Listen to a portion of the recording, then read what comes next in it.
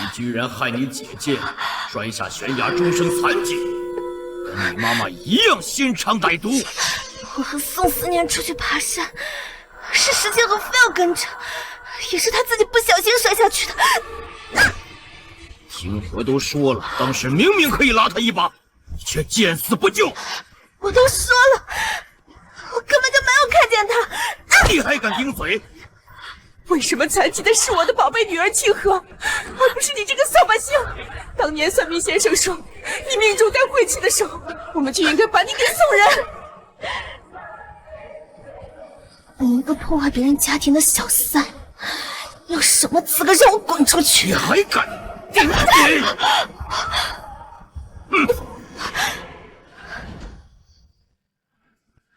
你放心，我已经找了律师，我会把所有的家产都给清理，绝对不会亏待我们的宝贝女儿。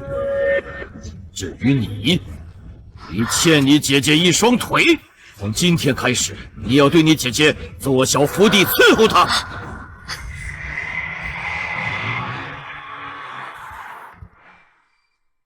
茵茵，我好不容易才找到韩战的行踪，你快点来啊！马上。你说韩少真会愿意跟你结婚吗？会的。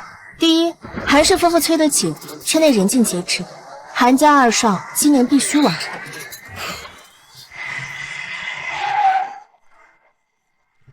第二，石家虽比不上韩家，但也算是门当户对。韩战是一头未经驯化、野性的狼，他要乖巧，且没胆子约束他的婚姻对象。而我够乖，放眼整个京圈，是韩战妻子的最佳人选。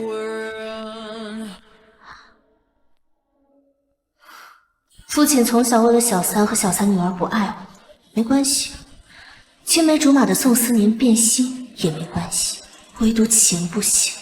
这笔家产我一定要抢属于我的那份，我要牢牢握在手。这不是石家那个命里带煞、不受宠的石家二小姐吗？对，是她，圈子里出了名的受气包，乖乖女。她青梅竹马长大的未婚夫被她姐姐给抢走了，也毫不吱声。乖乖女来酒吧，该不会是自甘堕落了吧？石家二小姐怎么朝你走来了？你说我妈天天逼着我相亲，怎么不给我找个这样的相亲对象？温柔乖顺，胆怯羸弱。要是她，我恐怕早就结婚了。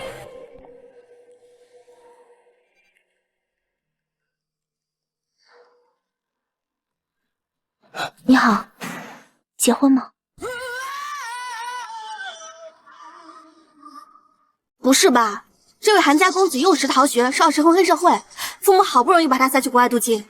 他刚到京城进入韩氏集团，就败掉了3个亿，圈内没有人能比他名声更臭。这石家不受宠的煞星和韩家纨绔二世子结婚，怎么不算是一种另类的强强结合呢？对不起，我认错人了。哼，小羊羔勇气尽失了，有趣。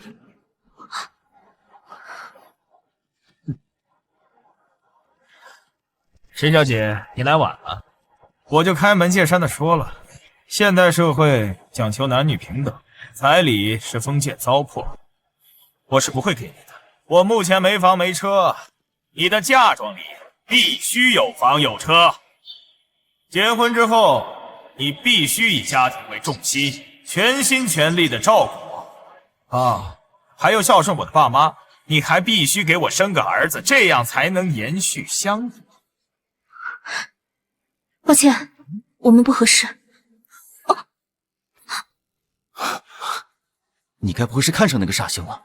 很乖，想娶。女人最宝贵的就是青春，20几岁你还可以挑，等过了30就嫁不出去了。我看你。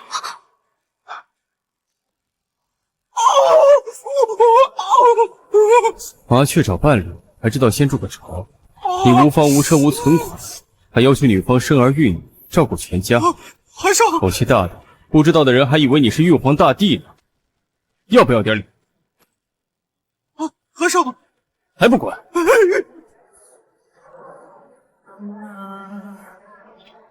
石小姐，这是相亲失败了。是我自己不好，无法满足他的要求，就不耽误他的时间了。怎么能怪你呢？要不跟我结婚？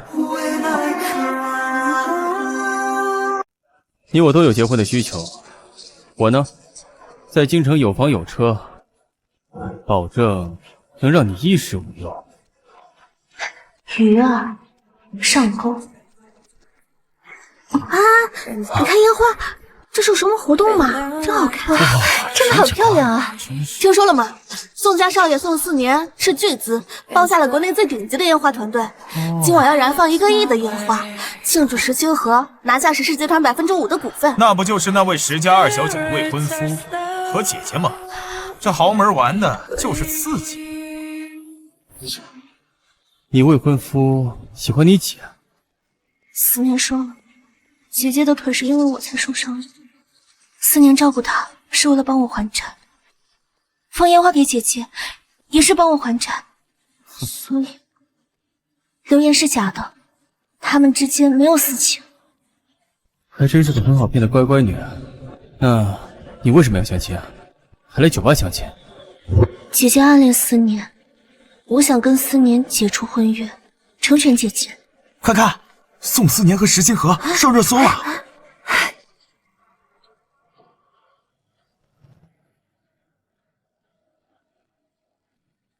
这就是你说的他俩没有私情？怎么会这样？你非要坚持和宋思年完婚，你们俩只会变成一对怨偶。你看，他的眼里啊，只有你姐。到时候你只能像现在这样，躲在这儿偷偷哭了。所以呢，做人嘛，不争馒头争口气，吊死在一个变了心的男人身上，太傻。良禽择木而栖，努力让自己变得更好，才是正道。韩少，我们结婚吧。好啊，那我明天就去领证。真是一只好骗的小羊羔。我还有别的事情，我们明天民政局见。石清河，等我彻底摆脱那段烂透了的婚约，就和你争个高低。我要一步一步拿回属于我的一切。你盗我设计稿，让我在金圈里声名狼藉，我便要你的身板。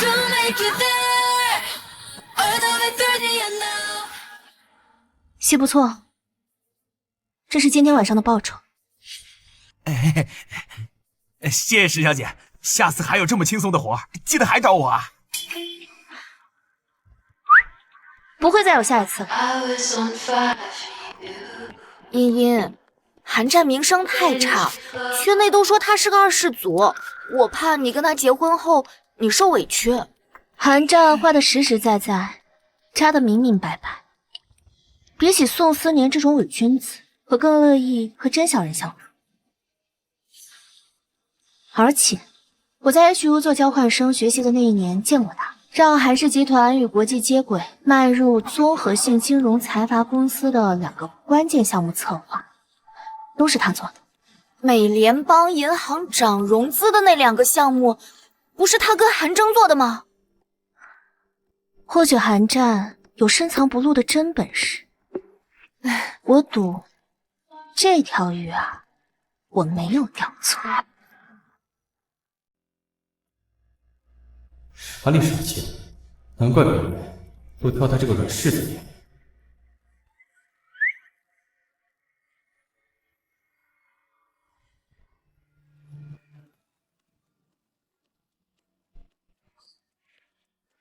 新婚快乐，老婆。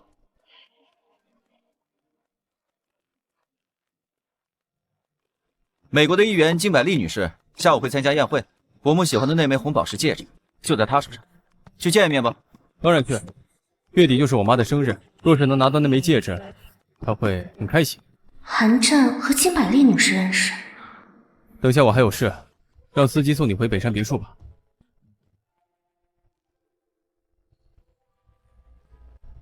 老公要走了，跟老公说句再见。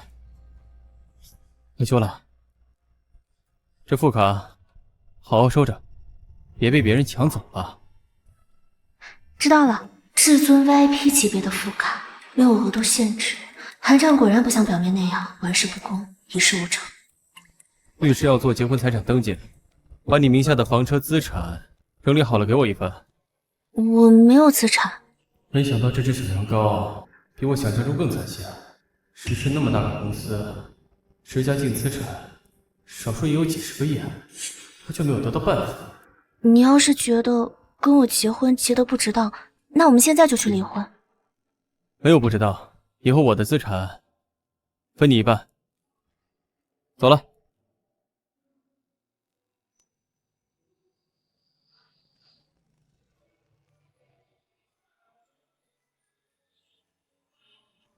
哟哟哟，还真把石英诓到手。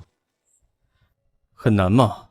他能答应和你领证，多半是因为昨晚那场轰动全京城的烟花秀，被宋思年、石清河刺激到了。追根究底，他爱的还是宋思年，对你没感情。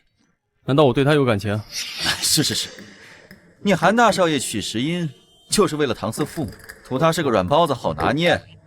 你对他一点感情都没有。好，前面左拐去趟 4S 店。干嘛？给我老婆买车。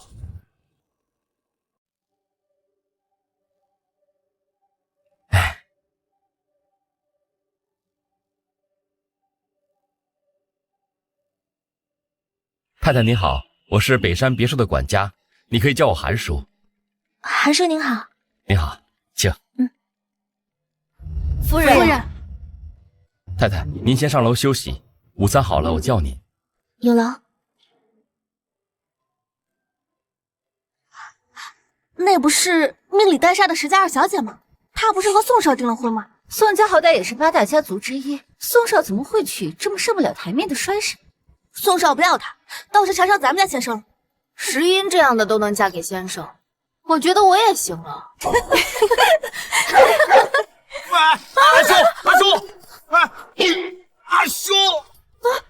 阿修，这个月都换了3个驯兽师了，先生养的这只猎犬压根就不服从管教，除了先生，他谁也不认。哎，你们说，石英要是见了他，再被他凶一顿，会不会直接吓破胆了？看他那胆小的模样，估计直接进医院了吧。想给我个下马威，你接招便是。打听到了，金百丽女士是为了去石氏集团试礼服才缺席的。没关系，她后天还会参加皇家游轮晚宴，到时候再去一趟，肯定能见到她。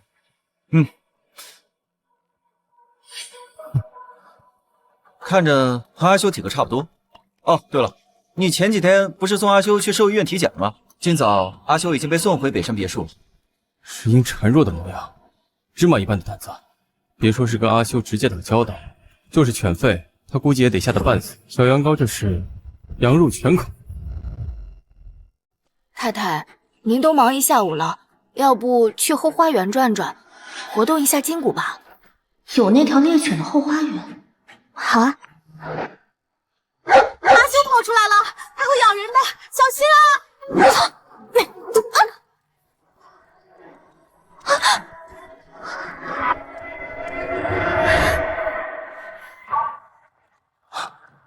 阿修是不是回来了？早上回来的。石英呢？石英在哪儿？后花园里，阿修跑出来了。不过是一条凶猛的猎犬而已，先生有些太过紧张了吧？阿修，住嘴！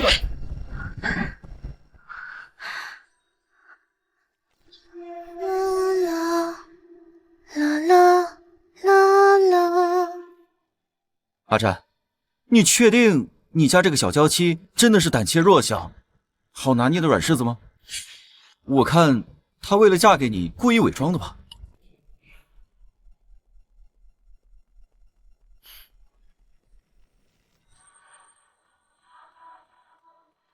韩少，我吓到了吗？没有。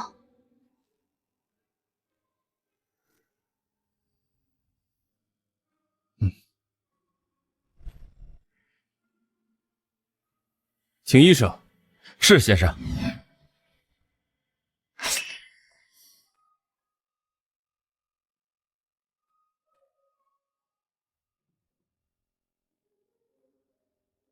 后花园是专门供给阿修的活动区域，胆子小就少往那边去。佣人们说后花园风景好，让我去散散步。我没想到能在那儿碰到阿修。先生，我也没想到阿修会突然跑出来。闭嘴！没人能在阿修失控扑人的时候，从他爪子底下完好无损的离开。你是第一个。那是我幸运。阿修在扑向我的时候，刚好看到他身上有军队的印记，于是我就哼唱了几句国际维和部队的军歌，所以才逃过了一劫。哼！佣人怠慢你，让你摔倒受了伤，该罚。把他们都赶出北山别墅。是先生。先生，饶了我们，就饶了我们这次。先生。这次你受伤，责任在我。除了帮你把宋思年从你姐那夺回来之外，其他你要什么东西，我都补偿你。尽管开口。我想要一张皇家游轮入场券，可以吗？就这个。听说那很热闹，我想去看看。可以。谢谢。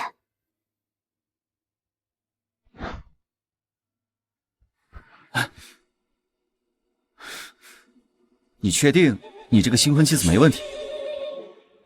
我老婆就像小白兔，没什么心眼儿，头脑很简单，能有什么问题？阿修失控扑向石英时，你那么紧张，该不会真喜欢他吧？我只是不想做官夫，这刚结婚就丧偶，也太倒霉了。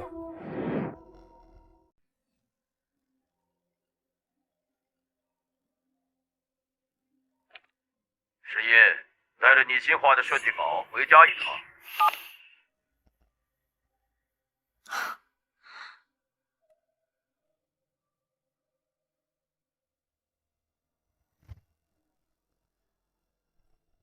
太太，你要去哪儿？我父亲叫我回家一趟。哦，不行，我赶紧让先生去保护太太。喂，先生，太太被他父亲叫回家了。我看太太的眼睛红红的，许是打电话的时候被凶过了，回家怕是少不了一顿挨骂了。你快去护着太太呀。爸，金百丽女士对我们这次提供的礼服很不满意，说是看在那条鱼尾裙的份上，再给我们一次机会。你说，石英这次的设计稿能让金百丽女士满意吗？那款鱼尾裙本是我呕心沥血为金百丽女士量身定做，却被宋思年偷了送给石清河。石清河凭借这条鱼尾裙得到金百丽的赏识，名声大噪，一跃成为设计界新生代紫微星。既然你们不仁，就不要怪我不义。我要在后天晚上的皇家游轮上，光明正大的把金百丽这位贵客抢回来，属于我的名誉和荣耀，一丝一毫都不会让给石清河。哎，茵茵回来了。爸，你这次找我回来是为我的新设计稿，你想让姐姐拿着我的设计稿去和金百丽女士进行第二次会面吗？依依啊，爸不是。设计稿就在这里，姐姐又可以和3个月前一样，在设计稿上写上自己的名字，顶替我的功劳。石嫣，3个月前你带着设计稿四处求见金百丽无门，要不是因为我，你那条破鱼尾裙能被他看见吗？有时候承认姐姐比你命好，难吗？命好，双腿瘫痪，半身不遂，这命给我都不行。茵茵啊，你跟清河是亲姐妹，你又害她没有了双腿，平常你就大方点，多让让她。老爸答应你，只要结束了金百丽女士这单，以后清河绝对不会再顶你的名了。那爸，我可以代表石氏集团去参加后天的皇家晚宴吗？你一个上不了台面的天煞孤星，你有什么资格参加上流人士的宴会？再指我一个试试看！我指就指你了，你还能吃了我不成？我的手！音，我妈好歹是你的继母，你怎么可以折断她的手指？石音，你变了，你变得越来越歹毒了。闭嘴！我们家什么时候轮到你一个外人插嘴？爸，可以吗？不行，晚宴的名额只有一个，公司已经决定派清河去参加。好，既然没什么别的事情，我先走了。石英，你站住！给我妈和思年道歉。道歉？可以。那你先看看这是怎么回事，看你要怎么解释。我亲爱的姐姐，你都成一个半身不遂的废物，你还急不可耐，勾引你的准妹夫。石音，你误会了，我跟清河不是你想的那样的。误会？你都已经饿得去亲一个半身不遂的废物，怎么？你要说是石清河逼你的？我，姐姐，你快看啊，他已经承认了，是你勾引的他，真是贱到骨子里去了。我不是石英，你姐姐都因为你失去一双腿了，你为什么还是要咄咄逼人？石音，清河的双腿是因为你才没有的，你居然口无遮言的当众羞辱他，你真的是越来越歹毒了。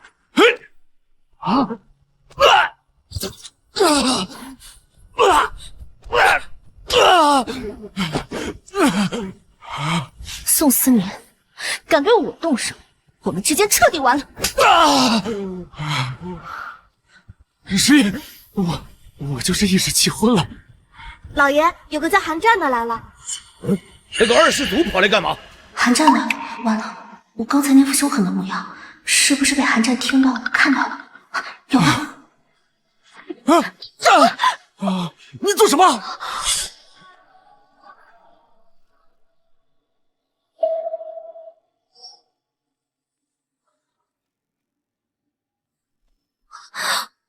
阿战，救我！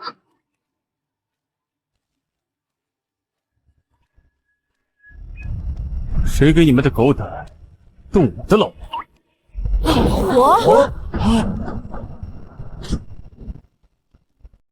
石印，为什么这个二世祖会叫你老婆？领了证，不叫老婆，叫妈呀！石印，你居然背着我跟这个臭名昭著的花花公子领证！爷爷，你不是说这一辈子只爱我一个人吗？你怎么可以跟别人领证呢？我和我老婆领证，经过婚姻登记机关严格审查，是光明正大走过程序，符合法律规定。哪像宋公子你呀，玩得那么花，有了未婚妻还玩大姨子，还玩得人尽皆知啊！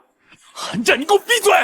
石英竟然和韩战这个声名狼藉的浪荡公子结婚，那宋家唯一的少夫人只能是我。谁打你了？啊！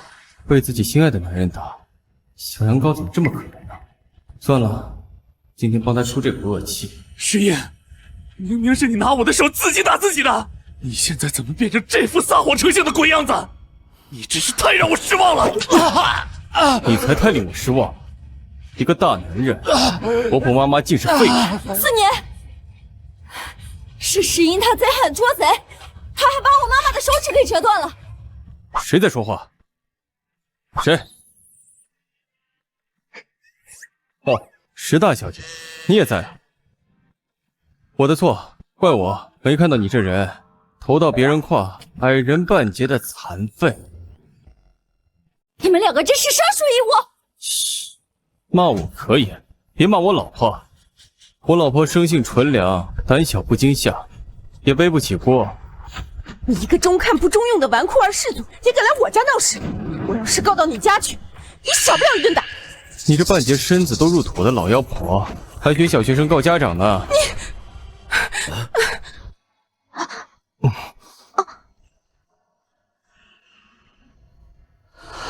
石英是我的人，你们谁还敢欺负他？先掂量掂量自己够不够格。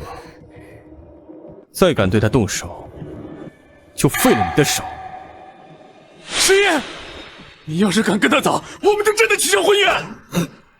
石印，你这个不孝女，你是要气死我吗？思年，我是真的没有想到，我这个逆女会自甘堕落，跟韩战这个花花公子去领证。我看你们俩的婚约就取消了吧。伯父，茵茵她不可能真的跟韩战领证。我跟她青梅竹马长大，她爱我入骨髓。她肯定是因为这次的烟花秀吃醋了，故意找韩战来气我的。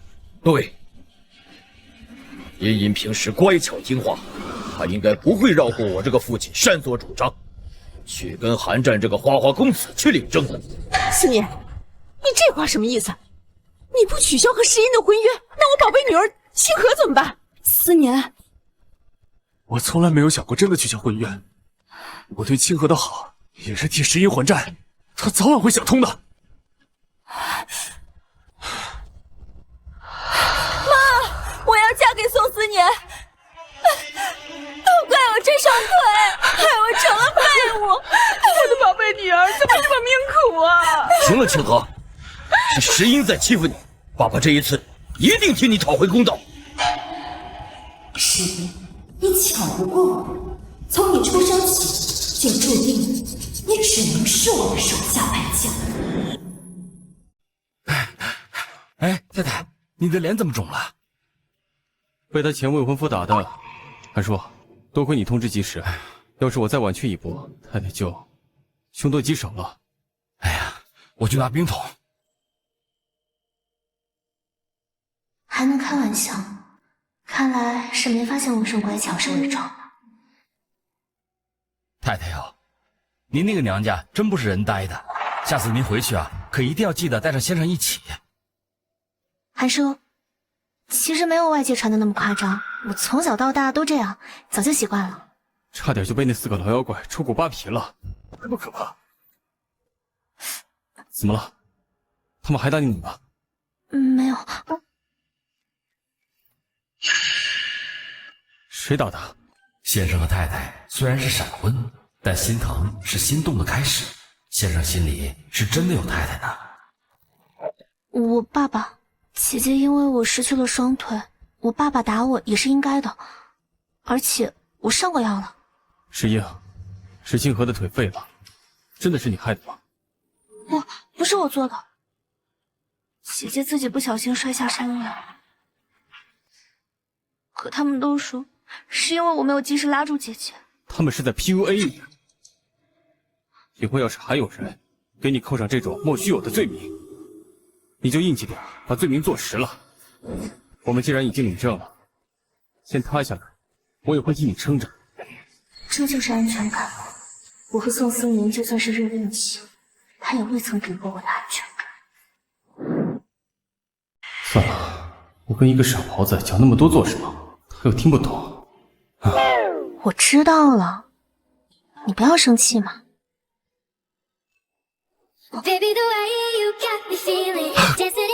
让我不生气也行。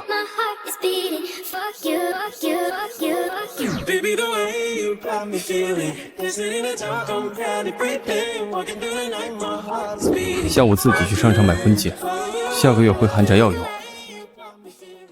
这个花花公子竟然放过了我。怎么？很想我亲你吗？啊？不是的，我就是想问，买我的那只戒指要买你的吗？我知道你的心里还装着你的前未婚夫，但你也不能对我这么苛刻呀。新婚夫妻买婚戒，只买你自己的，不买我的。花花，你这对我有点不太好吧？我不是这个意思，我的意思是说，我不知道你手的维度，到时候买大了或者买小了，不合适吗？18圈口。韩叔，今晚有饭局，就不回来吃饭了。好的，先生。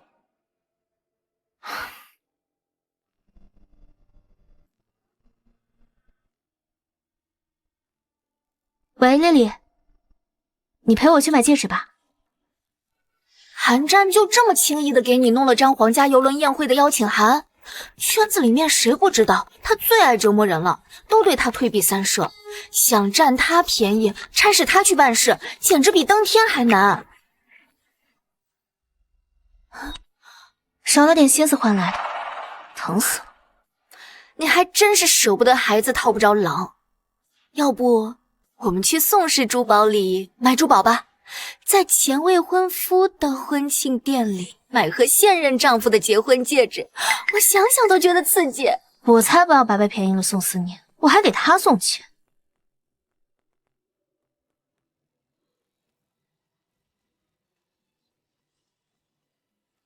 茵茵，你什么时候过来的？茵茵，你还在生姐姐的气吗？关于设计稿的事情，我很抱歉，但是爸爸非要让我在你的设计稿上署名的，我实属无奈。你搬回家住吧，姐姐担心你在外面受委屈。让茵茵受委屈最多的不就是你们石家人吗？尤其是你石清河，作为既得利益者，还在这冠冕堂皇的对着被你吸血的妹妹表演良善，你不觉得恶心吗？嘴巴给我放干净点！不要以为你是墨家的大小姐就可以在外嚣张，你没有这个资格，更不配对清河指手画脚。识相的话，立马给我道歉！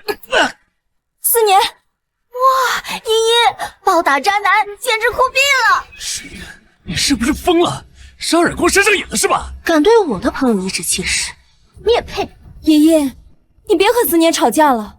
我今天穿婚纱是为了拍一组艺术照，思年他只是出于同情和愧疚过来照顾我，他是爱你的，别因为我破坏了你和思年多年的感情。打了他忘记打你了是吗？茵茵，怎么装疯卖傻？忘了上次你们这对奸夫淫妇是怎么上热搜的吗？姐姐，看在你是个半身不遂的废物的份上，就免了你这一巴掌。石爷，清河的腿是因为你才被……你能不能别翻来覆去就是这句话？是我绑着他去爬山的，还是我把他推下去的？但你本可以拉他一把。我再说一次，我当时根本没有看到，但我巴不得我当时看到，我就会亲自给你推下去，省得你脏动。你够了！清河是你姐姐，既然你这么心疼他，想要为他说话，你就应该娶了他，照顾他到死吧。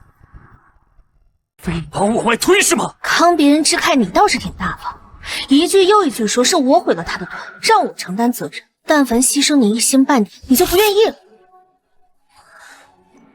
姐姐，你看到没有？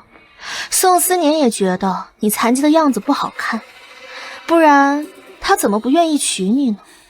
宋思年是个男人，你就把他娶了，别光嘴上说着愧疚负责。宝贝，我们走。好。茵茵，思年，我的腿好痛。茵茵，你看，那是不是你的新婚丈夫韩战？没有啊，你是不是看走眼了？我们去买婚戒。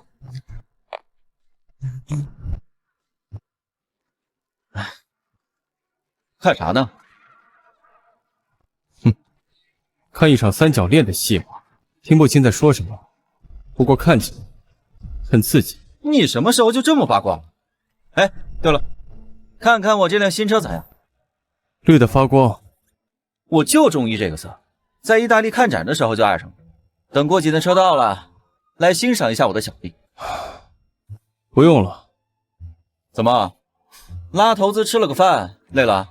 我只是觉得我头顶的颜色比这车更绿，我应该去找个镜子，好好欣赏一下自己。绿帽子。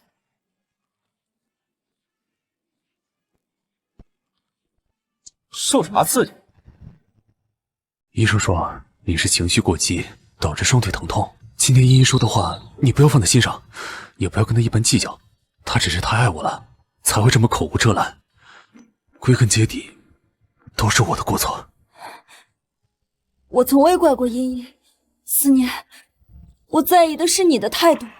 如茵茵说的，你也嫌弃我双腿残忍，半身不遂了是不是？不是的，清河，我没有。那你为什么不愿意娶我？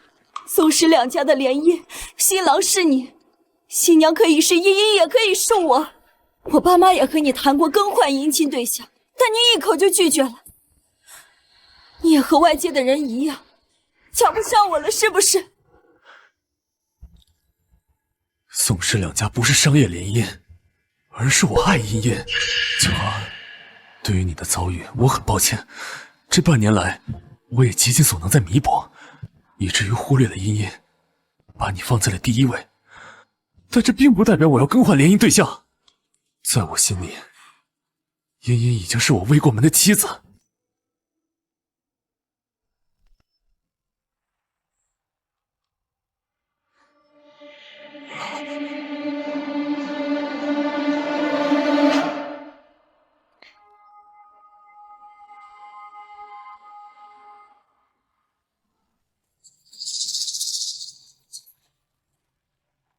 宋少爷走了，离开时亲自去药房取药，叮嘱您按时服药。石英画的这张设计稿，你能画出来吗？不能。你也是从 HU 深造出来的高材生，石英可以画出来，你怎么不行？二小姐有天分，那我就是废物了。抱歉。上公司的人赶紧把样衣做出来，后天跟我一起去复验。拿下金百利这一刀。茵茵，姐姐实在是不想跟你抢，只不过石家的财产、势力和名利，以及宋思年这个人，姐姐都没有办法让给你。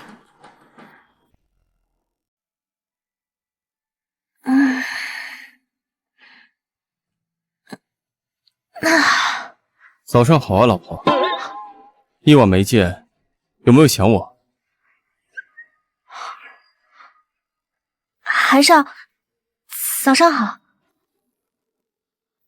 老婆，早餐想吃什么呀？鱼子酱吐司三明治，还是燕麦小米粥？喝粥可以吗？喜欢吃中餐。记住了。谢谢。这么有礼貌啊？要不亲我一下，以表谢意。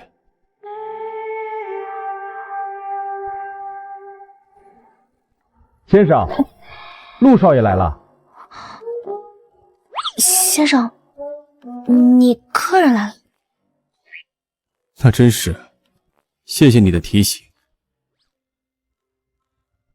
怎么，陆家缺你吃，缺你喝了，要到我这来蹭早餐？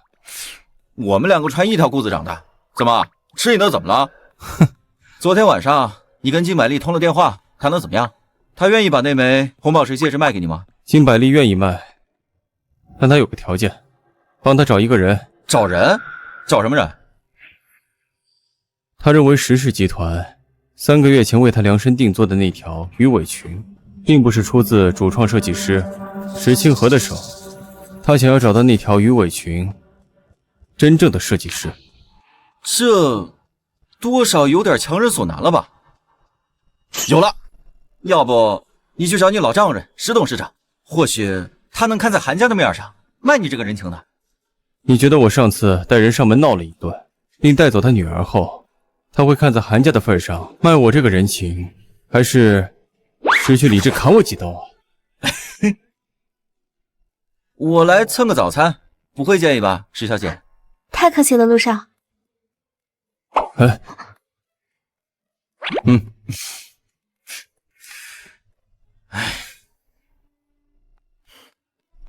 还是石小姐大方，韩战能娶到你这样好的媳妇儿，真是祖上积德，三生有幸。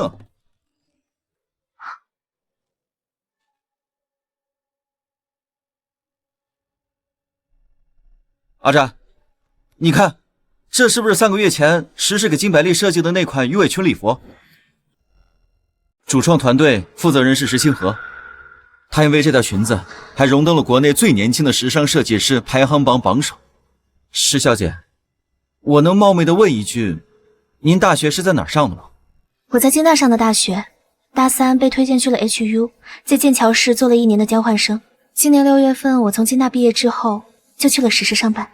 从未听说过你在石氏任职啊，我还以为石氏设计部全由你姐负责。姐姐能力更出众，父亲更相信她，所以给她高管的位置。我沉默寡言，不讨人喜欢，您不认识我也是正常的。我绝对不是这个意思。手机，我去接个电话。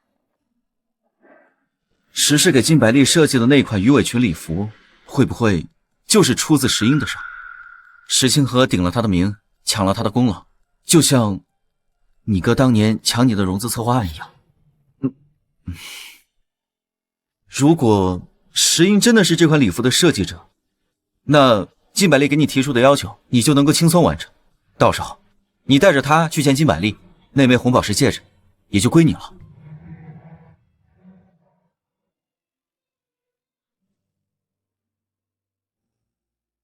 茵茵，我按照你说的，8点半给你发了信息，也在8点35给你打了这通电话。你是见到金百丽女士了吗？还没见。他认为石氏集团3个月前为他量身定做的那条鱼尾裙，并不是出自主创设计师石清河的手。他想见这条鱼尾裙真正的设计师。我本来还在担忧，到底能不能见到金百丽女士，但是现在我敢肯定，我今天晚上一定能见到她。你姐不光抢了你的未婚夫，还抢了你的设计图。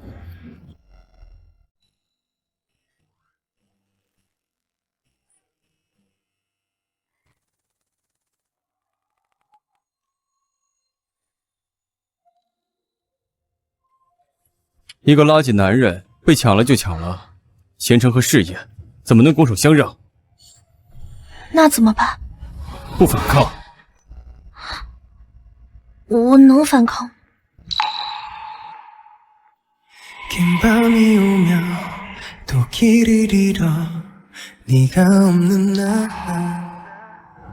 今晚带上你的画稿，跟我去见金百丽。我要让你的名字光明正大的出现在你的作品上。可如果这样的话，姐姐的名声就会受损，爸爸会生气。哼，从你姐挖你墙角、勾搭你未婚夫的时候，他就亲手毁了自己的名声。至于石董事长，他的确偏心你姐，可那又怎样？爽了就行。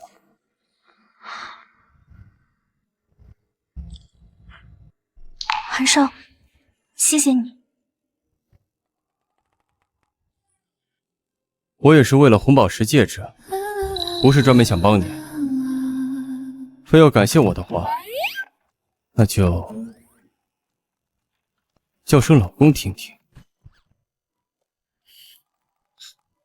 罢了，今天就先放过你，去选套漂亮衣服，晚上好见金百丽。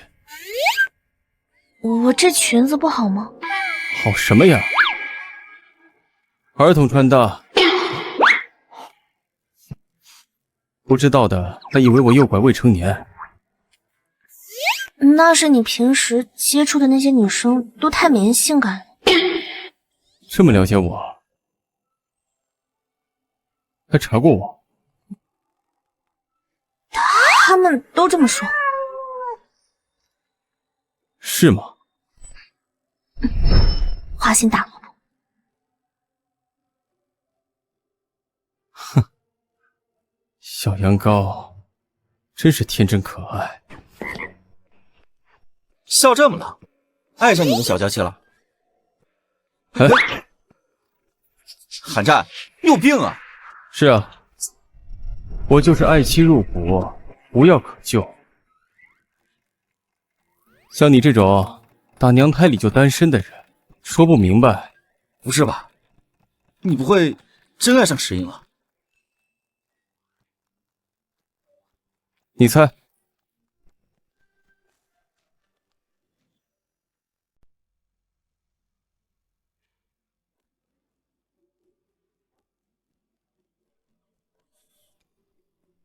哦，大小姐到了。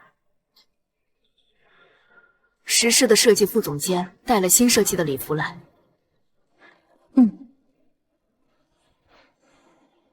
我们反思了上次的失误，并及时改进，设计出这款周氏元素的礼服，契合您即将去参加的 ZM 文化交流会。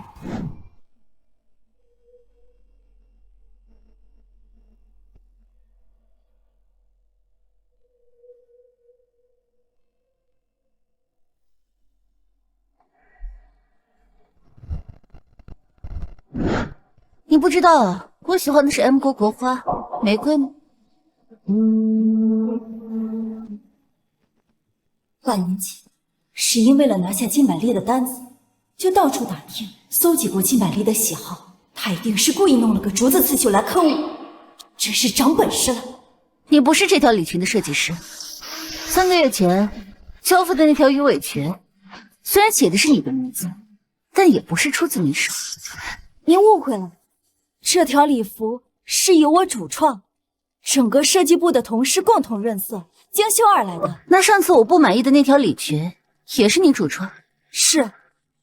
那你说说，能设计出鱼尾裙的你，上次怎么会提供给我一款垃圾？你说我的设计是垃圾？你在质疑？不敢。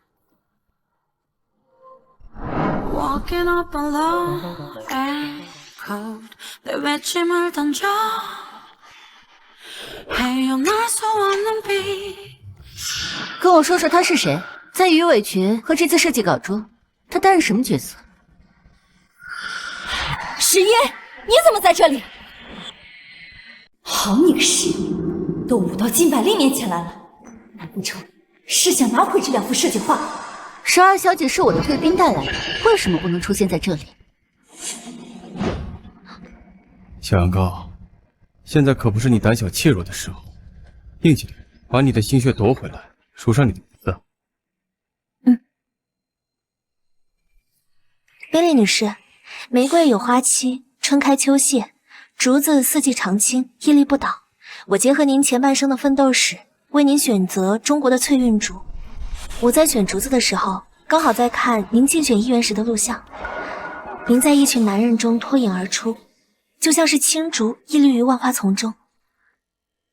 如果世界上能多一些像您这样的优秀女性上位者，世界应该会更美好。哎呀，说的真好。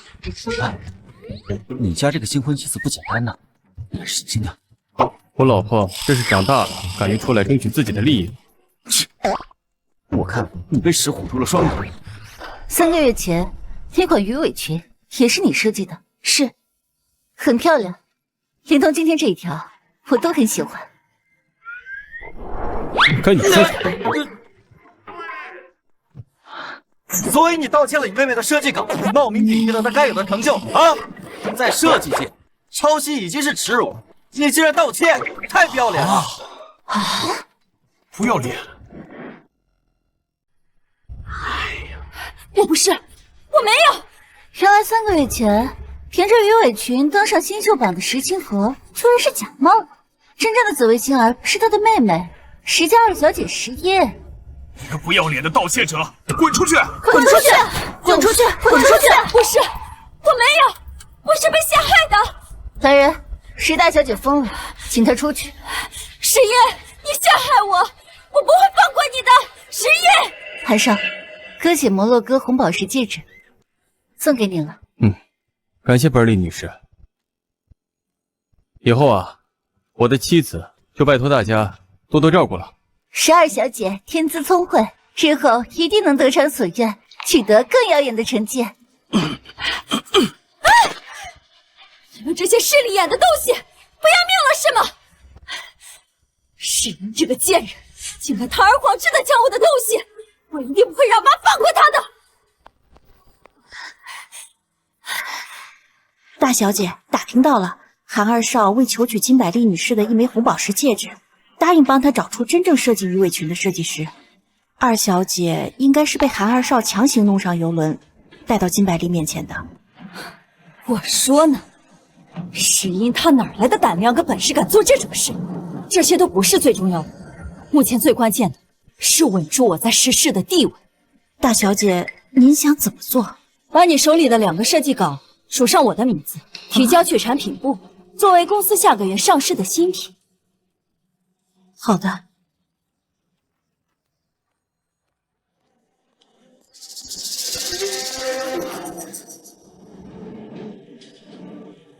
丽丽，帮我调查一个人。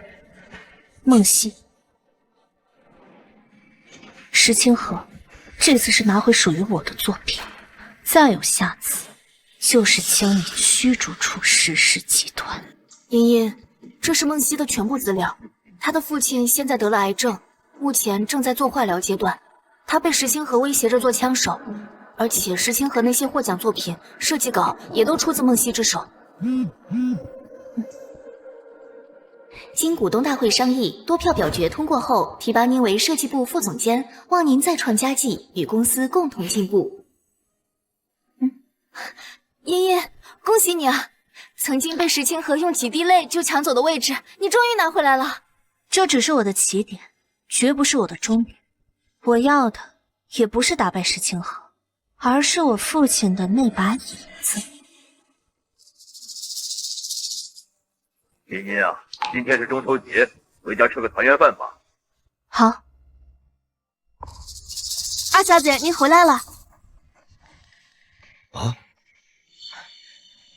茵茵回来了，来，快过来吃饭。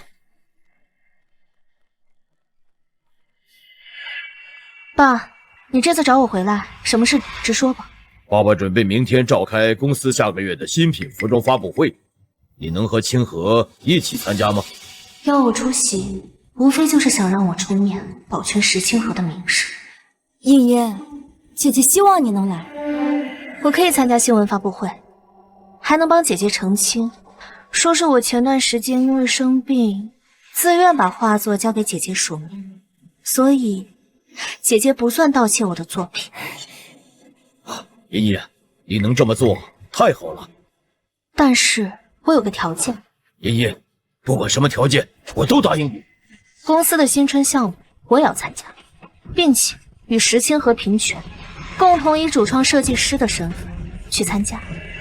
这个项目是我积累了2年，爸爸又在股东会上为我说话，才艰难拿下来。谁能这么容易就想把机会分走？绝对不行！爸爸，不可以！同意了我的提议，我就同意出席新闻发布会。一个项目换来姐姐原创设计师的形象，不亏啊。行，就按你说的去做。爸爸，坐出租嘛，小妹，只要10块钱。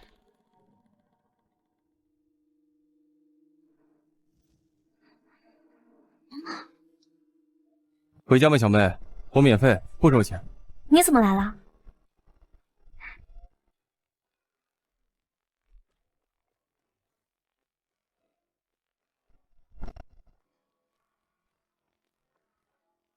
韩叔说你要回石家，我怕你又被欺负，就来了。其实我没那么好欺负。哦，学会反抗了。韩战之所以对我好，无非是享受这种拯救者的感觉。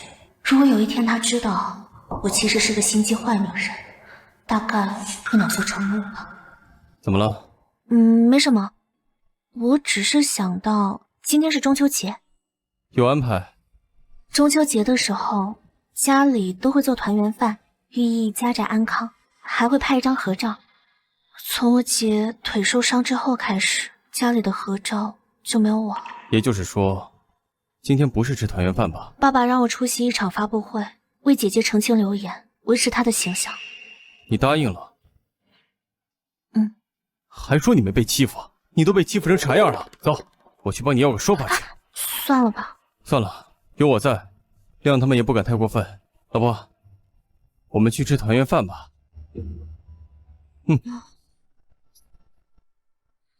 石大小姐差你过来，定位置点菜的吗？石大小姐差遣我老婆，她一个矮人半截的废物，她配吗？不好意思，韩少，他不懂规矩。您的包厢这边一直都在，这边请。请摄影师进包厢，我要和我老婆拍张合照，纪念一下中秋佳节。是，韩少。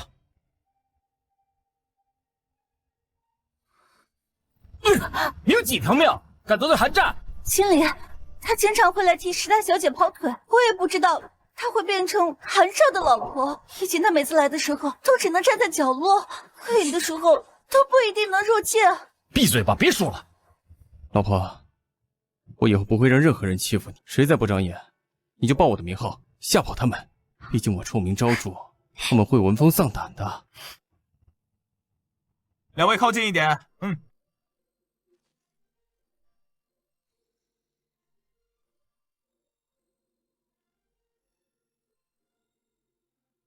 老婆，以后每个中秋节我们都拍合照，预祝以后我们感情和睦，家宅兴旺。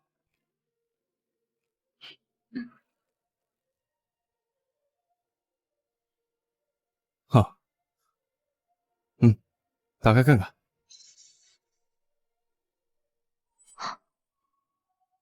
这报酬？我不要你的报酬，要不是你，我都见不到锦百丽女士，更拿不到我作品署名权，所以我们之间算是互惠互利，我不能要。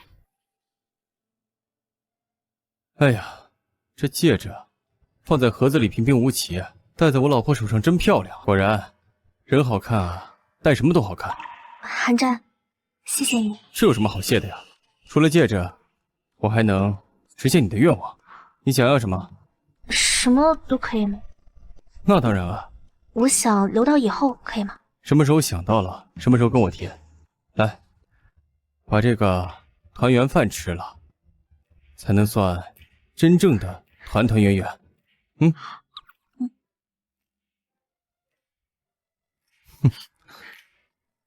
妈妈死后，就再也没有人这么在意过我说的每一句话。尽管我知道韩战寒的老婆没什么真情实感，但是我还是很开心。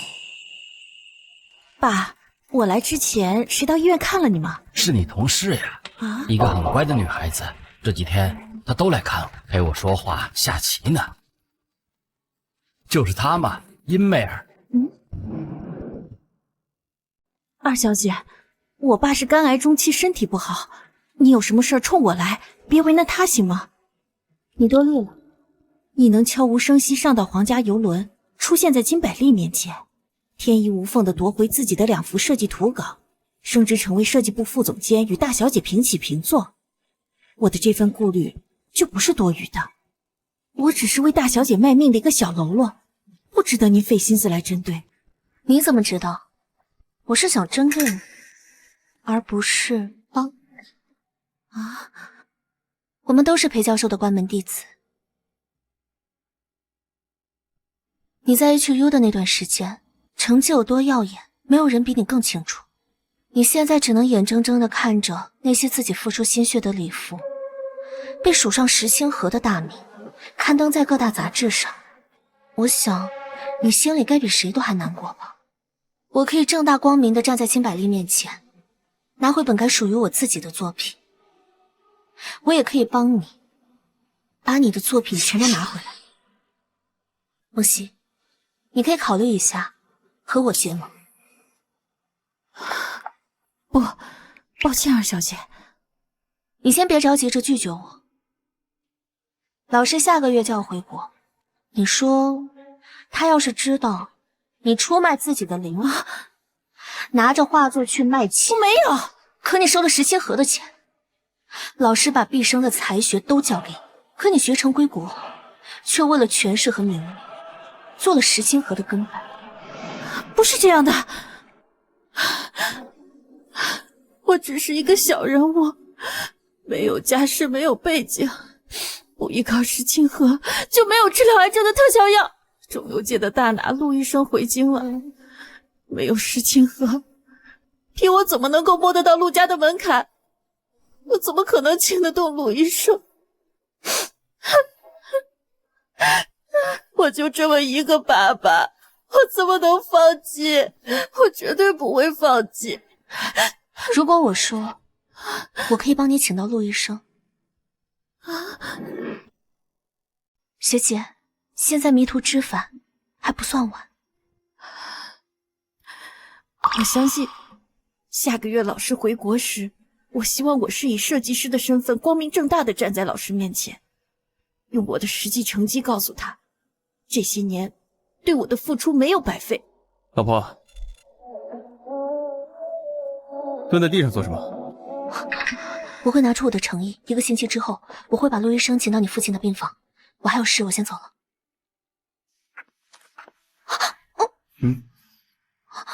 走。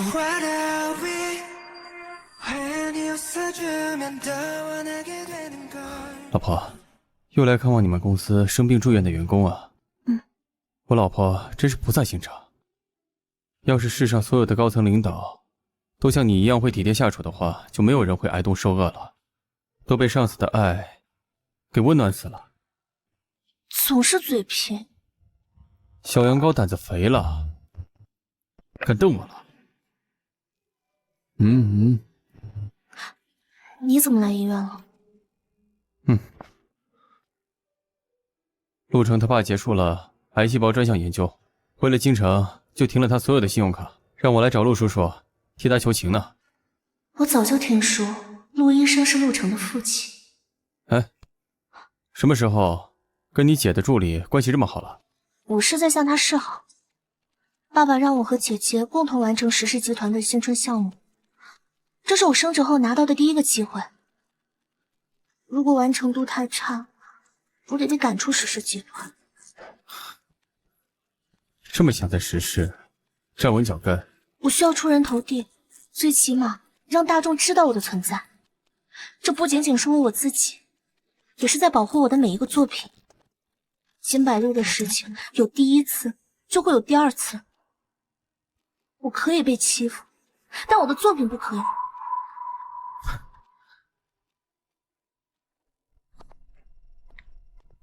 我现在要问他联系方式，会不会目的性太强了？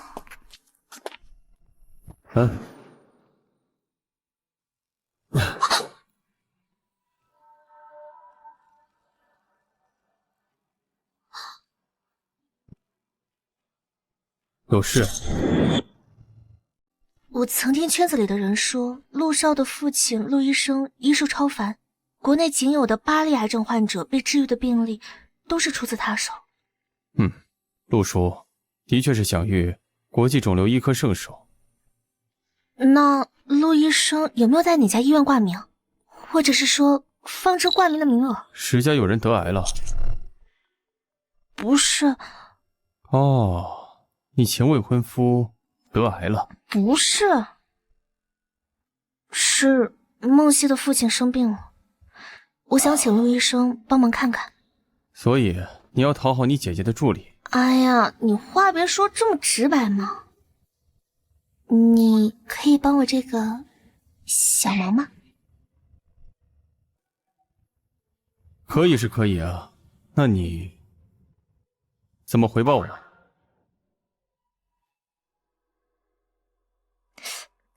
那你想什么回报？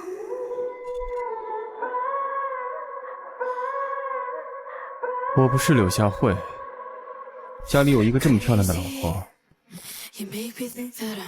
也不是个摆设。果然，我就知道，迟早有这么一天。算了，舍不得孩子套不着牢。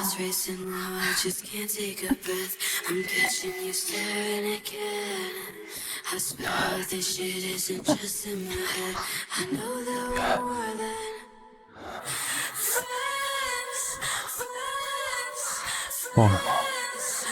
我上次说过，你可以向我许一个愿。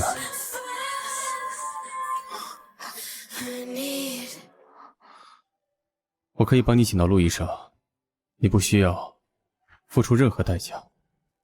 真的？当然。我要等到你心甘情愿的那一天。还是说，你想现在就睡我？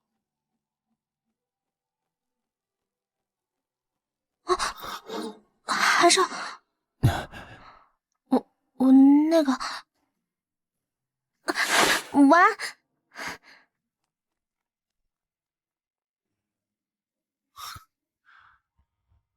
我怎么觉得我老婆在扮猪吃老虎呢？哎，给。啊，副总监，你来了。总监刚递交了2份相当优异的设计稿，会议多票通过，明天就能上实时的官网进行预售，还给我们买了下午茶呢。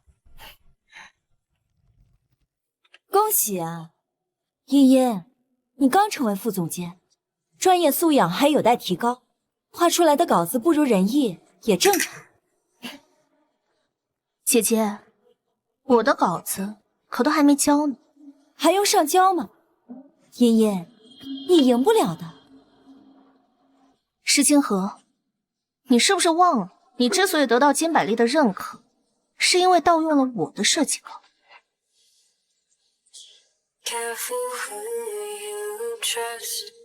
你记住，我从始至终都胜你一筹，你拿什么跟我？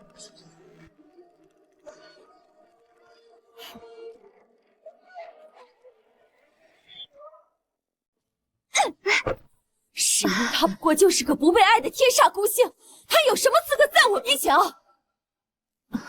大小姐，您消消气。那个贱人要跟我抢石家的家产。二小姐她哪有这个本事？不说您是石总石太太的心头宝，就是在设计圈的地位和发展，您有多个作品傍身，负责的新春项目也即将上市。是，下个月月初公司就要上春节的新品，全都是由我石清河设计出来的。到时新品大卖，我就能彻底将石英踩在脚下。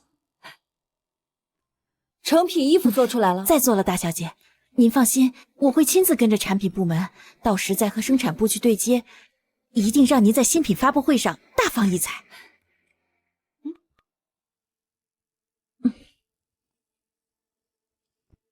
等新春项目上市，我就让人去请陆医生。只要你认真为我办事，我会保住你父亲的命。谢谢大小姐。你就那么直接的跟韩战说，想把陆医生介绍给梦溪他爸？中秋节那天他说过的，我可以向他许一个愿望，这样他不会起疑心吗？适当的暴露自己，才能更好的保全自己。我就是要让他知道，我的目标是在石氏站稳脚跟，才不会被他提防。也对，韩战是豪门家族里出来的二少爷，不可能没心眼。那你请到陆医生了吗？上周托韩战的关系，陆医生不但给梦溪的爸爸制定了专属的化疗方案，而且还派人从研究所取了许多市面上没发售过的稀有靶向药。你为了梦溪不惜在韩战面前暴露了心机，那他现在是你这边的人了。二小姐，我交给石清河的2幅设计图稿，他没有任何怀疑。今天送去了产品部门，预计后天做出成品，下周一会挂上石氏的官网进行预售，把石清河抄袭的消息慢慢散播出去。茵茵，你老公来接你了。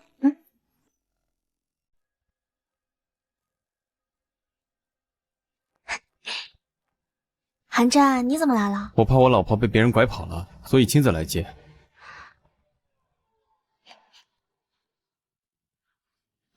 怎么，小羊羔变异进化成小狗了？秀什么呢？这么不放心我？你的身上怎么一股中药味？你生病了？韩叔上了年纪，有关节病，我去中药房开了药。连管家的病痛他都这么上心，韩战好像并不是冷血无情的人。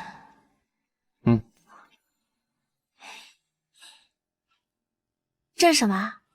路过一家糖果店，听到很多小孩在找大人要糖果，所以买来让你尝尝。我不是小孩子。你是小狗。你才小狗呢。好，我是小狗。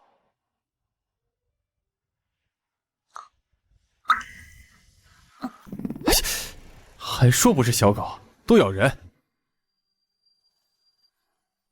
茵茵，你想吃糖就自己拿。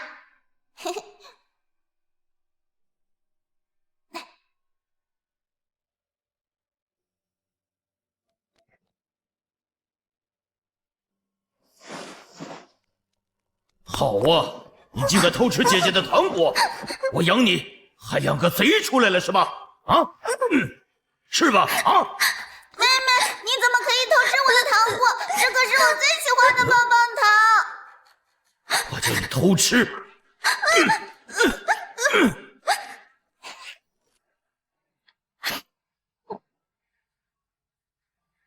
怎么哭了？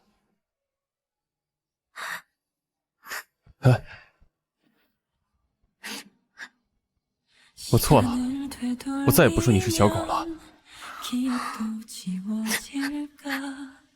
韩真，你知不知道，我已经18年没有吃过糖果。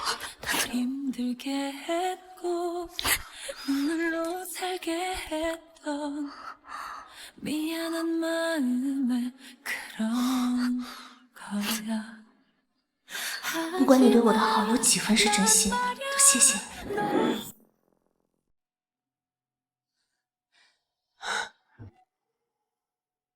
哇，这么高！由石总监主创的新春项目第1系列新款，短短4个小时下单量过万，石总监真的太优秀了。大小姐不愧是设计圈的紫微星。石董事长有女如此，是整个石家的荣耀，是咱们石氏集团的幸运。各位过奖了，我的宝贝女儿清河一向都很优秀，新款上市能取得这么耀眼的成绩，也是在情理之中。真不错，还真是优秀，是不错，真厉害。从前在狗的房子外下了一场雨，天空上长出很多棉花糖。二小姐，按照您的吩咐，那封控告石清河抄袭的举报信，我已经上交了国内设计协会，也给了媒体，网上很快就会爆出来。好，知道了。阿雄，妈妈要去打怪兽了，回来再给你讲故事，好不好？走吧。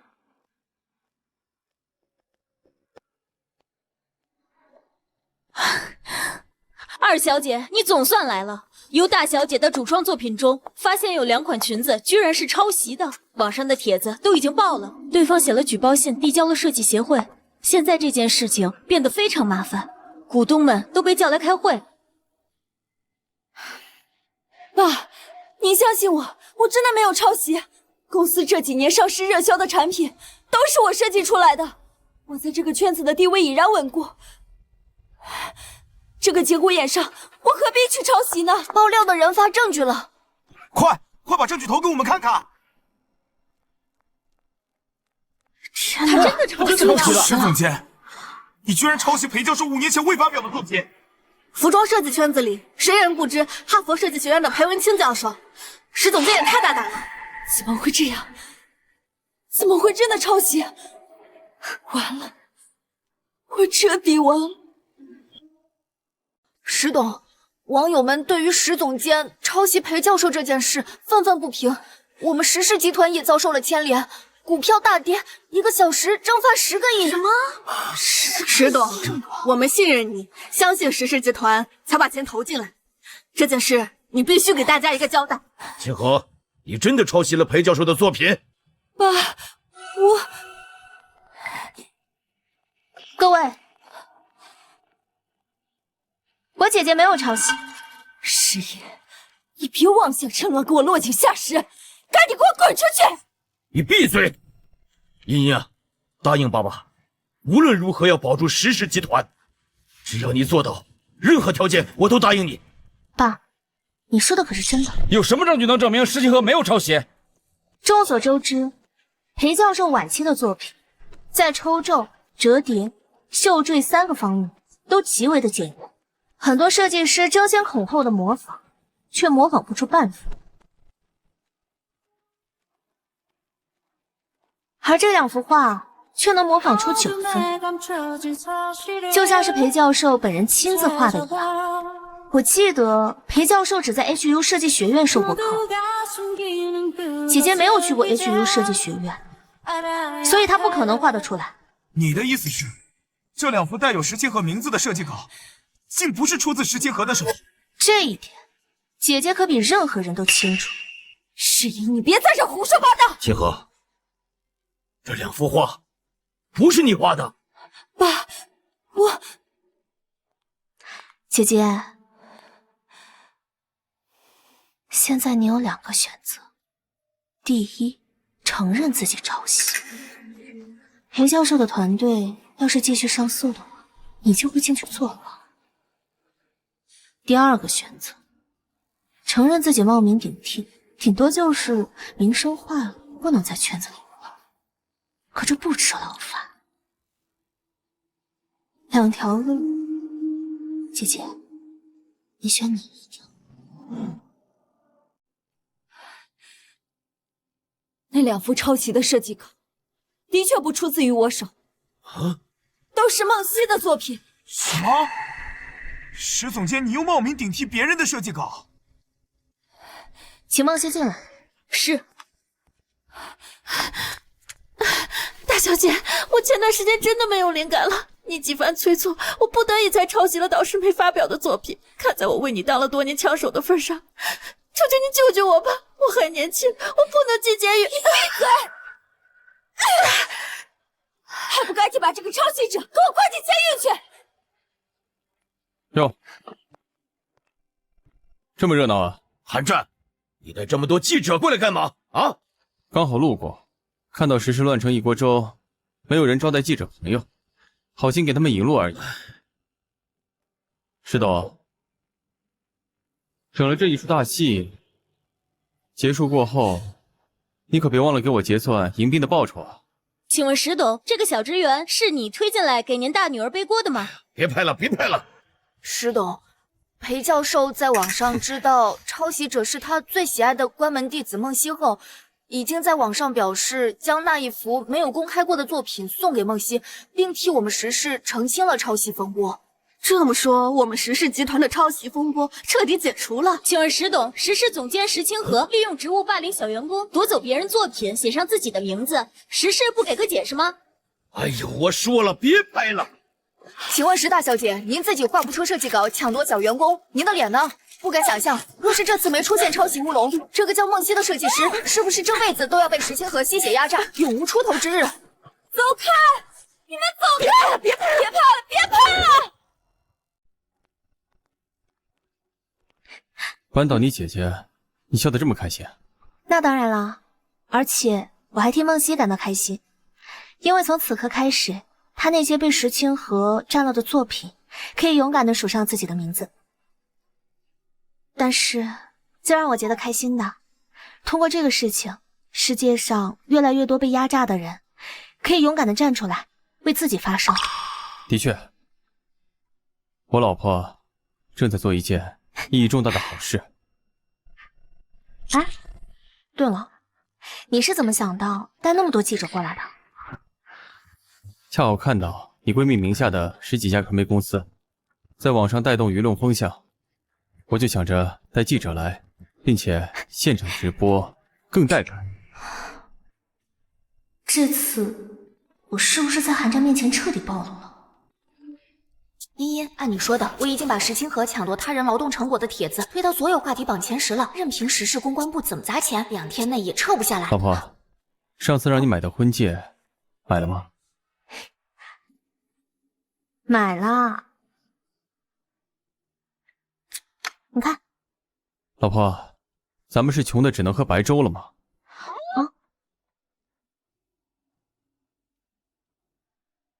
这戒指上的钻石啊，小的得用放大镜才看得清。下次你给我买个更大的，老公不差这点钱。不用啊，而且我记得中秋节那天，我知道了。这才乖嘛。走，带你回我家。今天去韩展？走，该见公婆了。今天去韩展？别紧张，吃个饭而已。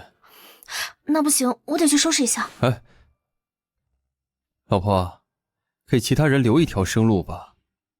不收拾你已经这么漂亮了，你要还收拾，别说是人了，韩宅里种的花、养的鱼，都快被你迷死了。就你花言巧语。哼，走吧。也不知道啊，是哪个女孩子本事这么大，能让咱们阿战那个花花公子收心？嫂子，您这新儿媳怕可不简单呐。什么简单不简单的？让阿战收心就是好儿媳。哎，哼，老婆，你有福了。我妈把我结婚的消息放在了家族群里，等会儿会有一些人来看你。那我应该准备些什么？准备？这张漂亮的脸蛋坐我旁边就行。记得收红包啊，这个包够大，不怕装不下。放松，那些人啊，我也不熟。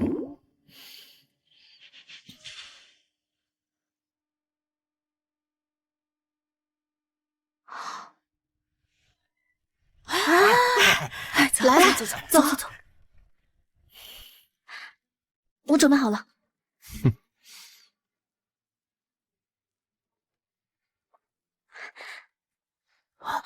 怎么会是石家那个灾星？阿战是不是疯了呀？啊，这，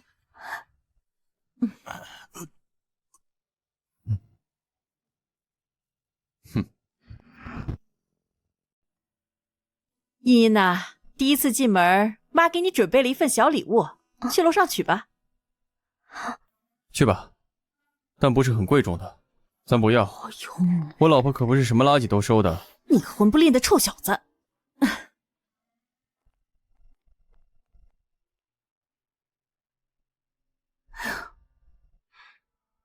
我没记错的话，那姑娘还和宋家的公子订婚呢。阿战呐，再怎么着，你也不应该跟石英结婚呐。就是。二叔，你暗恋石英啊？你胡说什么呀？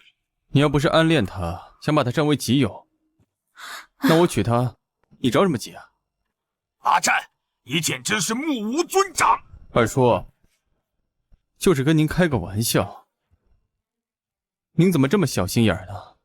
您啊，年纪大了，情绪起伏不要这么大，小心高血压上头，一闭眼找奶去。你，我今天呐，就不该来凑这个热闹。阿战呐，且不说石英是宋家的准儿媳妇，就说她本人命格带晦气，是圈内人人皆知的天煞孤星，会影响运气的。你就算不为你本人，你也得为我们韩家呀。阿战，听小姑的，这婚咱们离了。哼，你还挺迷信。这不是迷信不迷信，就连他父母都不待见他，就能知道他。按照你的说法，石英能凭一己之力影响整个韩家，那在座的各位都可以罢工去死了。反正我们再怎么打拼，也敌不过石英的气宇。你这是胡说八道。小姑，你既然这么不喜欢石英呢，要不您把上次韩家聚餐的那个姑娘介绍给我吧，我看这小姑娘还不错。你就把你的表侄女介绍给我吧。那可不行，我夫家小侄女怎么可能嫁给一个一事无成的二世祖韩战？小姑不愿意啊，那二叔，要不您来做这个媒人？阿梅啊，这就是你的不对了。石英呐，有石英的好，至少啊，她性格乖顺，人也长得漂亮。石英呢，嫁给韩战呢，蛮好的。你呀，就不要多嘴，说他们两个小两口的闲话了。是啊，是啊，阿战，你眼光真好，挺好的。既然在座的各位都认可了石英，那以后无论在韩家还是在外面，大家都要多维护她。阿战呐，把茵茵娶回家是你长这么大做的最正确的一件事儿。茵茵乖巧温顺，这个儿媳妇儿我很满意。妈，您再怎么满意，茵茵也是我的老婆，是要带回家的。妈，没为难你吧？没有，阿姨还给我送了个镯子。这可是韩家的传家宝，嫂子，你应该传给大儿媳妇的。大儿媳还没着落呢，茵茵也是韩家儿媳，传家宝给茵茵也是理所应当的。我老婆皮肤白，这陈年旧镯子戴在我老婆手腕上，都增色了几分。什么传家不传家宝的，能被我老婆戴上，是她的荣幸。茵茵，咱们初次见面，二叔啊也没给你准备什么像样的礼物，这个红包啊你先拿着，这是二叔啊和二婶对你和阿战的一点心意，请收下。谢谢二叔。哎，好嘞。茵茵啊，三姑也有红包给你，祝你和阿战百年好合，早生贵子啊！谢谢三姑。傻子，既然结婚了，就搬回家住吧。茵茵是个可怜的孩子，这搬回来了，妈也能帮你跟着照顾她。不搬，我老婆我自己能照顾。还在怪妈偏心你大哥呢。当初我也不知道美联邦银行长融资的那2个项目是你做的，我以为你以为，哼，我要抢大哥的功劳，所以就不分青红皂白的上家法打了我一顿。当初误会了你，那妈也给你道歉了，你怎么这么斤斤计较呢？从小到大，你始终认为我不如大哥。好，大哥想要那2个项目的功劳没什么，我让给他就是了。原来他跟我一样，从小到大都受到了来自家人的不公平对待。不对，我心疼他干嘛？哦，过2天你生日，我和茵茵就不回来了，礼物提前给你。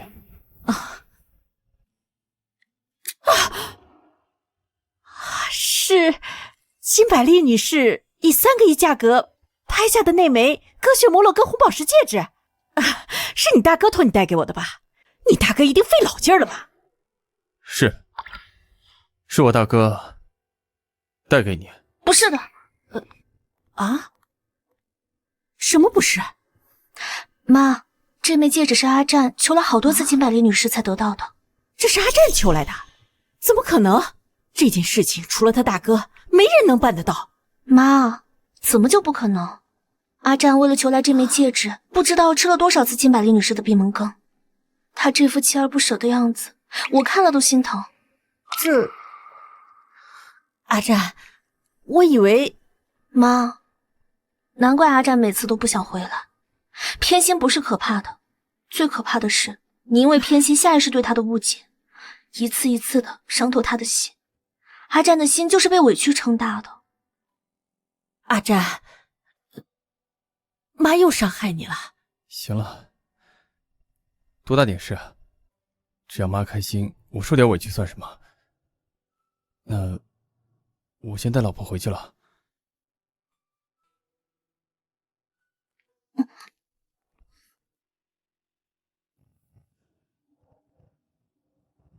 你下次还来？我那都是客套话，你不想来，我们就不来了。你让我往东，我绝不往西。哼，老婆，真心疼我的话，抱抱我。我还怪难受的。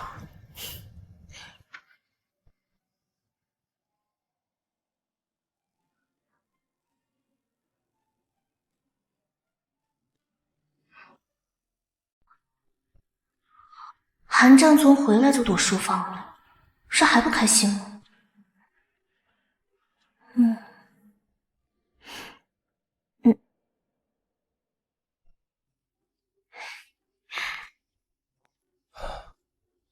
老婆，找我有事啊？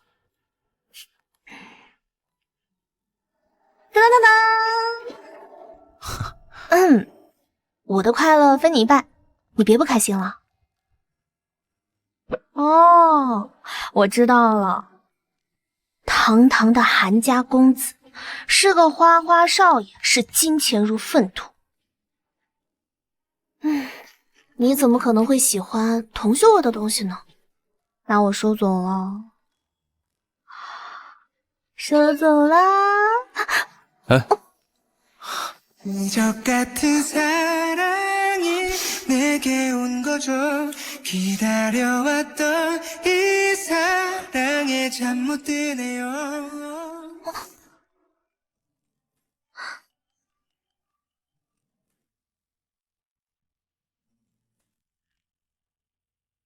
喂，茵茵，你来公司一趟。好。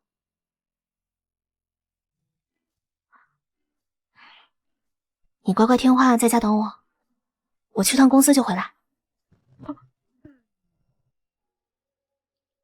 老婆，我呢，没碰过其他女人，也从来没有在外面乱玩过。我有工作，不像别人说的那样一事无成。我知道，你每天都在书房里忙。 那以后不要像别人一样戴有色眼镜看我，好吗？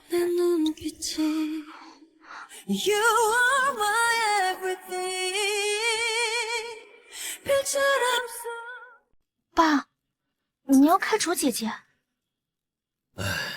现在网上的舆论是越演越烈，大家一提起时事，第一印象就是职场霸凌，搞特权走后门。为了挽回公司的形象，不但清河要被开除，而且要把那个孟曦提升为公司设计部副总监。爸，都是我的错，如果不是我心急帮姐姐洗脱抄袭的罪名，就不会牵扯出后面这么多事情。茵茵，你也不要自责了，要是没有你，不但清河要被拘留，公司也会岌岌可危。正因为你站了出来，那个裴教授才会看在孟曦的份上，对我们施氏集团网开一面。茵茵，爸爸之前答应你，有什么要求尽管提。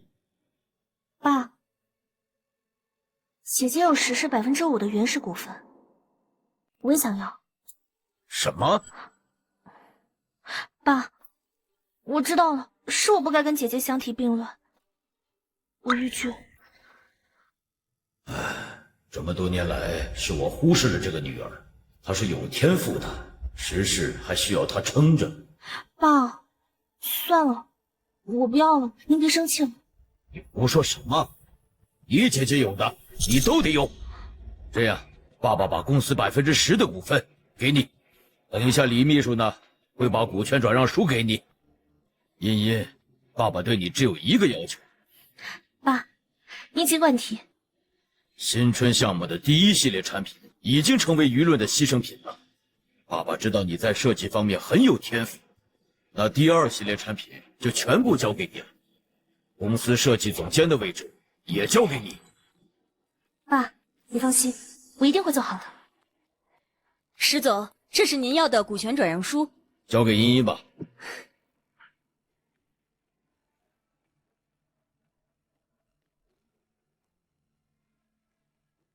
谢谢爸。啊，你该不会是想翻身，故意摆了我一道，想让我在大众面前承认你，并归还你做的？大小姐，我不敢，我爸的病还仰仗着你，我怎么敢做出让您不开心的事儿？这几年，那更是天方夜谭，我做梦都不敢想的事情。你天生就是被我踩在脚下的蝼蚁，谅你也不敢背叛。回去吧。谢谢大小姐。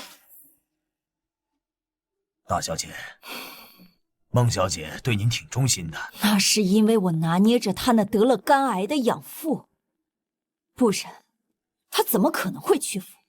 二小姐她分明就是冲我来的。在会议室里，他装着维护我，分明就是想搞垮我。我一定要让石英那个贱人不得好死。Elton 先生发来邮件说你策划的很好，乐意跟我们合作，一起推动公司上市。阿占，10年卧薪尝胆，我们终于要出人头地了。我看以后在圈子里，谁还敢笑话我们一事无成？哦。你怎么一点也不激动？我老婆快下班了，我得回去陪她吃晚饭。走了。你认真的？我看着很假吗？我的意思是，你对石英认真了。茵茵是我老婆，我不对她认真，对你认真。你不是说她跟你结婚是有意图，踩在你身上升职加薪，取代石清河的石氏位置？所以呢？他心思不纯呐，没有表面上看起来那么善良。那不正好吗？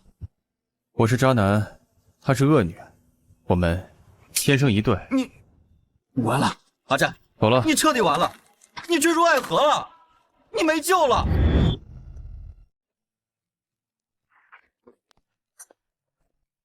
韩叔，你在干什么？太太，我在看蛋糕的样式。下个月月初是先生的生日，我打算做一个更新鲜的蛋糕送给先生。韩叔，你对阿战真好。那是因为先生对我也很好啊。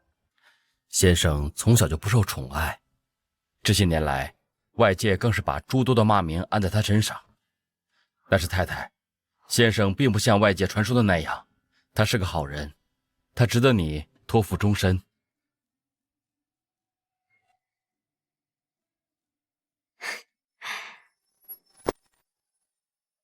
老婆，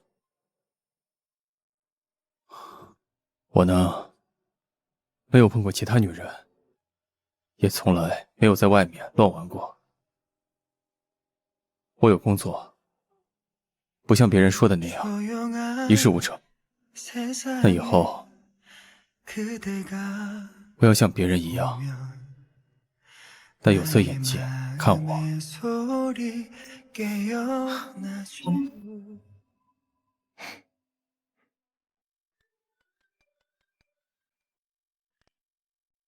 喂，石总监，麻烦您将新春第2系列的设计稿发给我，我这边提交审核。明天早上8点我再发给你。您不是已经画好了吗？我想重新画一幅，加入男装系列。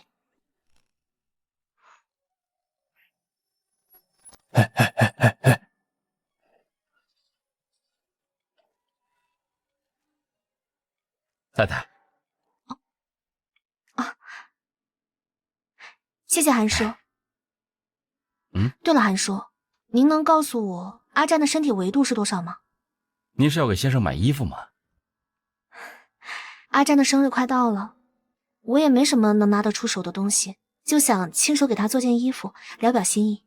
哦，那我整理一份先生身体维度的数据给您。太太，先生有你这样的好老婆，我实在是太开心了。你怎么哭了？好消息，官网挂出了由石总监石英设计的第2系列原创服装，其中的一款刺绣款改良中山装最为火爆，上线不到1个小时，订单量已经突破了5万，让我们把最热烈的掌声送给石总监。二小姐这次新款设计已经刷新了咱们石氏创办以来的销售记录了，新春市场绝对是咱们石氏的，同行一杯羹都分不到。金百丽女士的2条晚礼服就是二小姐设计的，当时若是没被大小姐抢了功劳，二小姐早就红透圈内外了。是啊。二小姐，这您要的第1套成品衣服。谢谢。二小姐把设计图发来的时候，还发给了我们一份身份数据的维度表，让我们照着身份维度做样本衣呢。啊，总监，这套衣服是不是你从喜欢的人那里得到的灵感？你还拿走了第1套样衣呢，这叫什么？我设计出来的衣服第1套属于你，好浪漫哦。好了，是挺重要的人。今天的下午茶我请了。谢谢总监。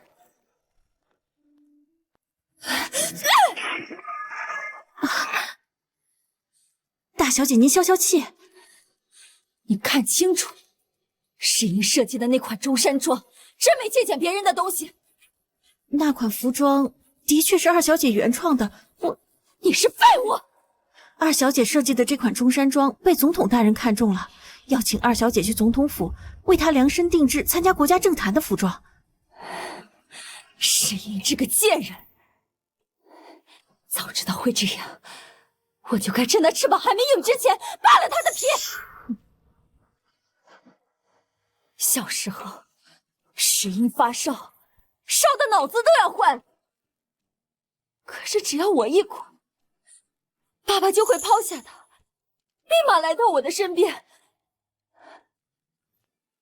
是我说，石英对我见死不救，爸爸和宋思年就毫不犹豫地相信了我。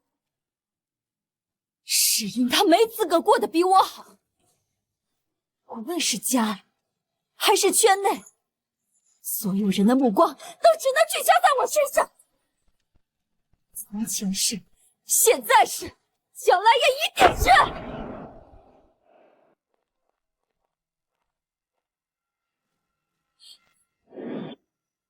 星河，原来这么多年，一直都是你在诬陷妹妹。不管怎么样，她都是你的亲妹妹，你竟敢这么恶毒的对她，我对你太失望了。爸，你听我解释。爸，石印，你这个贱人，我要你死，我要你死！小姐，地下凉。滚！爸回来了，为什么不告诉我？先生下午打过电话，说是晚上7点到家，我也不知道为什么他们提前回来了。爸，您身体不好，不能动怒。石清河他真是好样的，我还怕他一个人在家里胡思乱想，特意提前结束工作带你回来哄他。他倒好，在家里又砸又闹，还不知悔改。爸，姐姐那都是在气头上，说不定说的都是气话。茵茵啊，这么多年，爸爸因为清河疏忽了你，是爸爸对不起你。宋家已经派人来谈你跟思年的婚事了，这次爸爸一定准备丰厚的嫁妆，把你风风光光的嫁出去。爸，我已经结婚了。什么？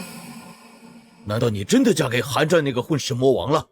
可是你那么爱宋思年，当年你为了他差点连命都没有了。姐姐也爱宋思年，我思来想去了很久，决定把宋太太的位置让给姐姐。再说了，您之前不也想让我把这个位置让给姐姐吗？可是你也不能嫁给韩战那个混世魔王二世祖啊！我命里带点晦气，除了韩战，不会再有人来娶我了。茵茵，爸爸没有想到你这么懂事啊，是爸爸错了。这次，爸爸一定不会亏待你，相信我。李秘书，你马上拟合同，把原本准备给石清河的50%石家股份转给石印。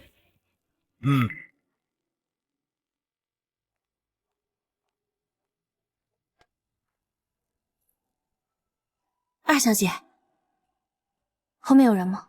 二小姐您放心，石清河还在摔东西，整个石家都鸡飞狗跳，没有人来理会我这个小人物。好，您很聪明，侥幸得了二小姐拉我一把，我才能聪明一回。你父亲好些了吗？半个疗程下来，我爸的各方面都好了许多。二小姐，我出门的时候听石董在张罗着要给您置办房产，他似乎知道自己的错了，后悔了，想要弥补您。他这种人永远不会知道自己的错。他今晚之所以这么生气，只是因为石清河的真面目被揭穿。他觉得自己遭受到了算计和欺骗，强大的自尊心和父亲不容置疑的尊严，让他怒不可遏。二小姐的意思是，石董还会原谅大小姐？我不在乎他是否会原谅石清河，也不在乎日后他是否又继续偏爱石清河。我只在乎今晚我的目的达到了。现在设计部是我的了，而且我还从石清河手里夺回了属于我的家产。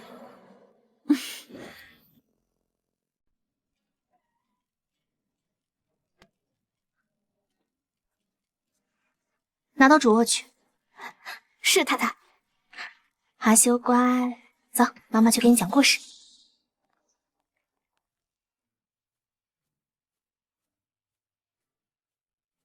回家了就去狗窝，怎么不干脆睡狗窝算了？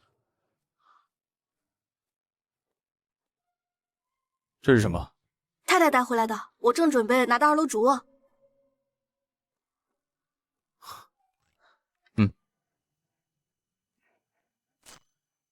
是轰动全京城的改良款中山装。他怎么把第一套成品衣服拿回来了？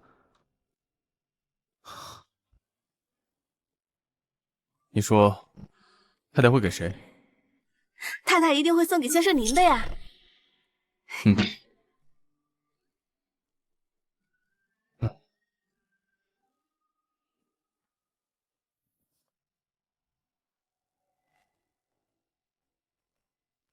你们以前还看不起石英，说他是贼星，现在疯狂抢他设计的衣服，真是30年河东，30年河西，风水轮流转。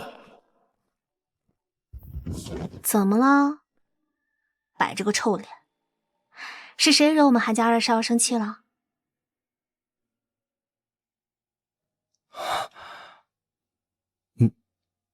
你很喜欢青竹吗？喜欢啊，竹子正直虚心，坚韧不屈，不管是什么品种的竹子，我都喜欢。果然，他心里还有宋思年那个渣男，不管那个渣男有多烂，他都喜欢。韩叔，韩叔，先生，我在这儿呢。门口的矮竹，丑的人想哭。换一些好看的植物来。以后啊，北山别墅不准再买竹子这种丑东西。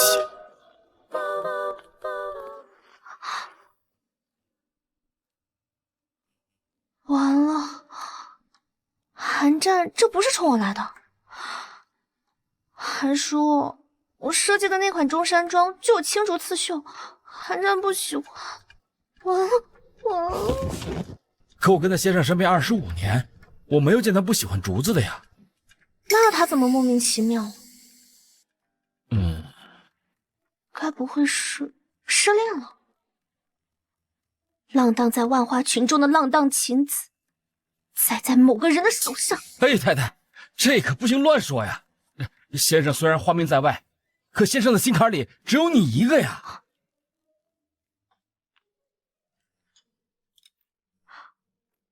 阿战，你怎么了？没胃口啊？想喝粥。那韩叔，他做的我喝腻了。我跟了先生25年，先生终究是对我腻了。想尝点新的。老婆，你平常知道什么京城的老字号多次购买的那种粥店吗？城郊有一家。城郊到咱们北山别墅开车都要2个小时，我找人买去。不用，我去买。我下班的时候给你带回来。你想喝甜粥还是咸粥？只要老婆买的，我都可以。那我去上班去了。慢点开，注意安全。阿修，过来。你是经过部队训练的犬子，是英勇的狼狗。你不是宠物店的小奶狗，你一天天黏在他身边像什么样子？忘了自己的身份和骄傲了？哎，先生，您今天看起来有点烦躁，是不是因为？不是石英，我也没说是太太。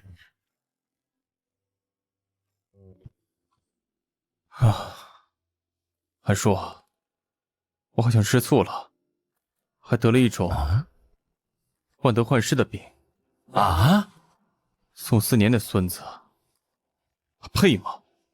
他一个脚踏2只船，玩弄别人感情的臭抹布，他配让我吃醋吗？原来如此。韩叔，你没老婆，你不懂。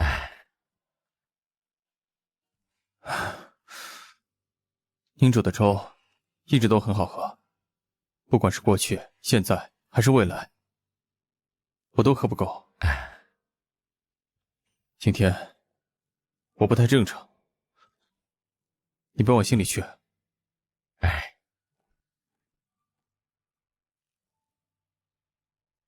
先生还是小时候那么善良，会换位思考，能照顾到别人情绪的少年。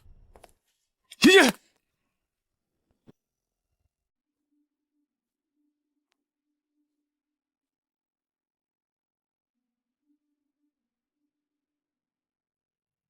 韩叔，太太平时都几点回家？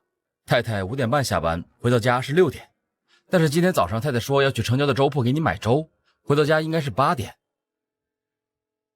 阿战，你猜我在城北粥铺遇到了谁？我老婆去给我买粥去了。原来你知道石英和宋思年一起去粥铺吃晚餐了。陆少，你可真是个大喇叭！先生，你慢点！太太是你的合法妻子，谁抢不走的？如果我不主动联系你，你是不是就看不见我？放手！石清河的事儿，我会给你解释的。什么解释？是你跟他上床，还是没有当我的面上床？你要不要现在把他叫过来，然后当我面重温一下你们救人偷情的场景，让我也当一次热心群众来围观一下。石爷，你别无理取闹，你心里还有我。你只是对我和石清河的事耿耿于怀，不愿意原谅我。你今晚做梦，换一个素材吧。我没做梦，我知道你还爱我。金百丽女士礼服上的翠竹，石氏新春项目上爆火的中山庄上的青竹，都出自你的手笔。所以，品格高尚的植物有很多，但你偏偏选了竹子，还是用了2次。你知道我的别名，你的作品有我的痕迹。你每天是不是有任务指标啊？你任务就是恶心别人，那我恭喜你，你的目的达到了。我今天已经被你恶心到了，我吃的饭马上就吐出来了。现在整个京圈都已经传遍了，你再通过你的作品向我表达爱意，就别嘴硬了行吗？整个京圈都知道了，那韩战也知道。门口的矮竹子，丑的人想哭。换一些好看的植物来。以后啊，北山别墅不准再摆竹子这种丑东西。凡是带有竹子的东西，就有你的影子。总统太太在京郊种了一片竹林，难不成你要被出轨？出轨的对象就是你？身为8大家之首的白太太，吃饭的时候用的竹筷，难不成跟你有关系啊？我都不认识他们。感情你是挑熟人来恶心。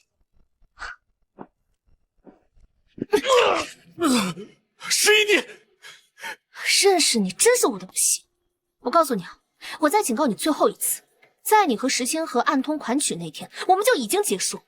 我现在已婚，如果说我们还能有关系，那就是我叫你一声姐夫。除此之外，我们不可能再有任何其他的关系。你以为我不知道是吗？当初你是故意带着韩战那个花花公子来气我的。那我老公来了。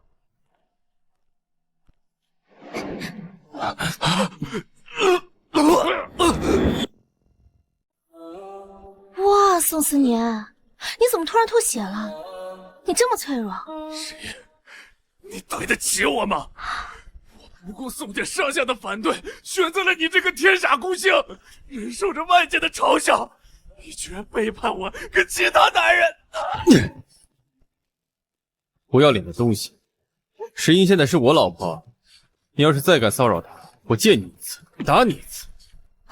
可惜了这碗粥，我再去给你买碗新的。要一模一样的。走。爷爷，爷爷，等一下，发生什么事情？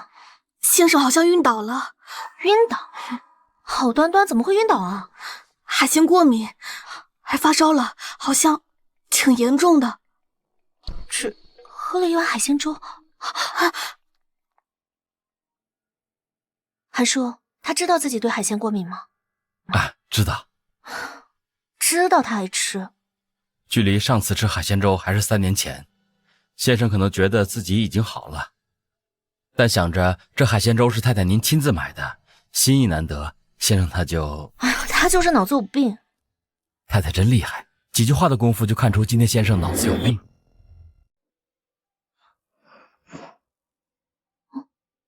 我睡不着了怎么办？你不是晕了吗？被冻醒了。用湿毛巾擦头，有助于你退烧。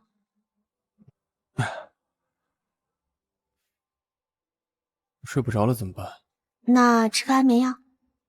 我才不会成全你当寡妇的心。谁说我？老公死了，没糟心的孩子，不用伺候公婆，自己一个人住着独栋的大别墅，有着永远花不完的钱，还有一只听话的狼狗，笑得这么开心。你还敢说你没有这么想过？你点滴没了，我去叫医生过来。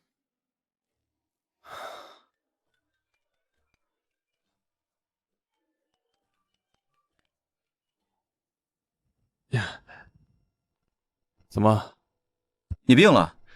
那跟合伙人约过的吃饭见面的行程推几天吧，我怕你身体承受不了。石英在照顾我，请问这两者有什么关系吗，韩少爷？有老婆贴身照顾，好得快。你怎么没病死呢？我死了，有人欺负我老婆怎么办？为了她，我也得长命百岁。算了，跟你这种单身这么久的人，说了你也不会懂。依然按照之前的约定，明天我会准时到达机场。老婆，你终于来了。韩太太，先生的烧暂时退了，今晚要多加观察。辛苦了。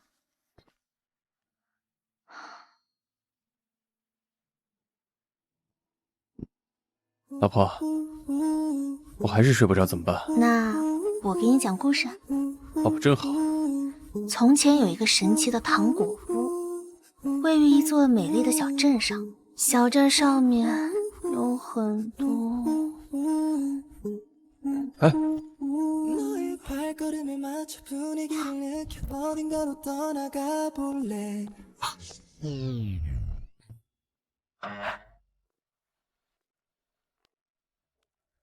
韩管家，先生好些了吗？先生呀，看起来精神好多了。你们两个可不要随便进去了，先生正看着太太睡觉呢。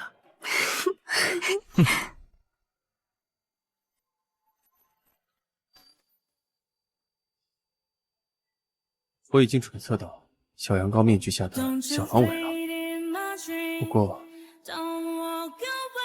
我心甘情愿被你利用。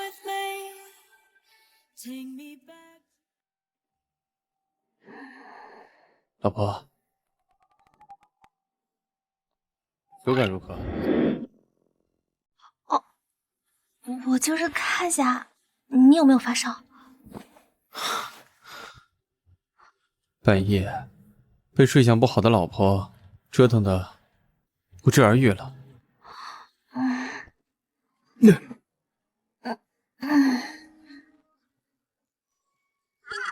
不好意思啊，不小心睡着了。看到老婆这么可爱的份上，青青就原谅你。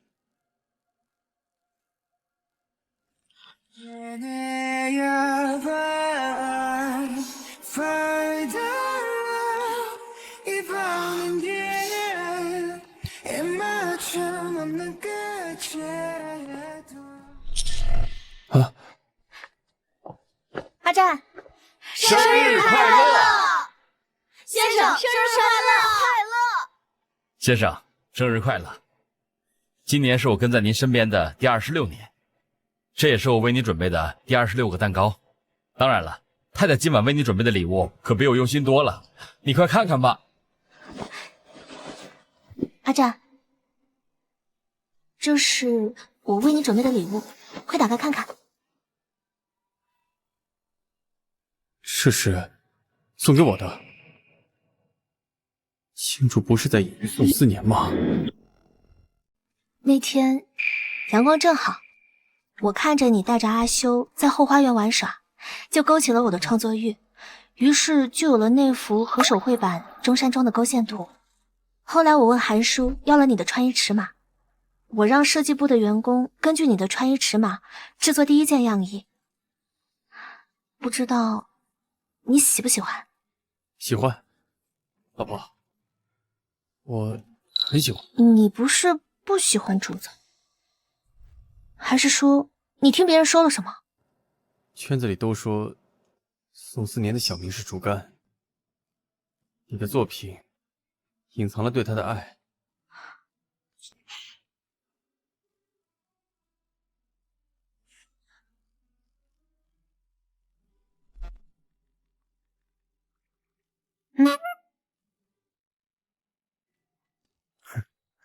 韩战，你才是我设计这款改良版中山装的缪斯，跟那个人渣宋思年没有一点关系。所以，快许愿，切蛋糕吧。来，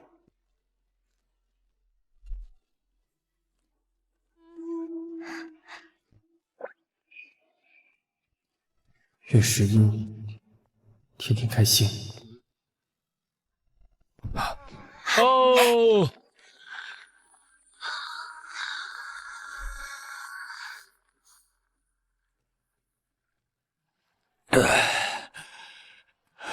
石英发的朋友圈，你们看了没有？金圈里比宋思年有钱且帅的少爷不少，他哪来这么大的自信啊？我妈今天才让人送了几盆观赏性的矮竹到家里来。宋思年不会觉得我妈喜欢他吧？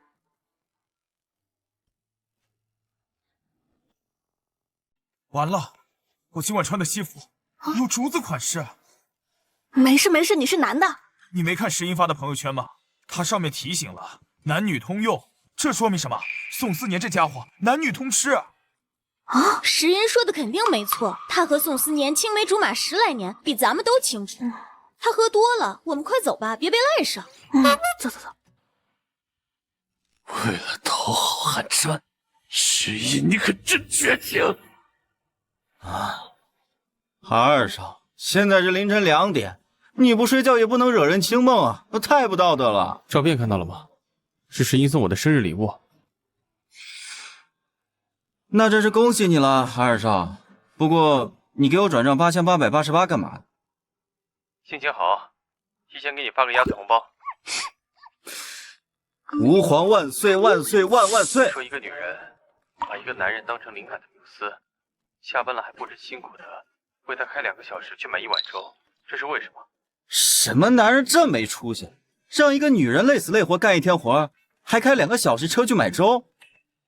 别让我碰见这种男人，否则我见一次打一次，真是给男人丢脸。抛开这个问题不谈，你先回答我这个问题。我觉得吧，这个女人10有8九就是中意这个男人。真的？你别忘了，小爷我最大的爱好就是看言情小说。你说的这对男女主角可以归类到暗恋的言情小说里，而且这个女的应该在很早以前就喜欢这个男的，不过她应该把这份爱偷偷藏在心里，默默付出，不久为报。有点道理。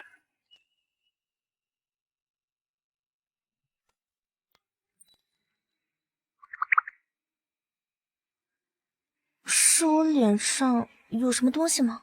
没有。是我衣服没穿好？穿得很好。那你为什么总盯着我看？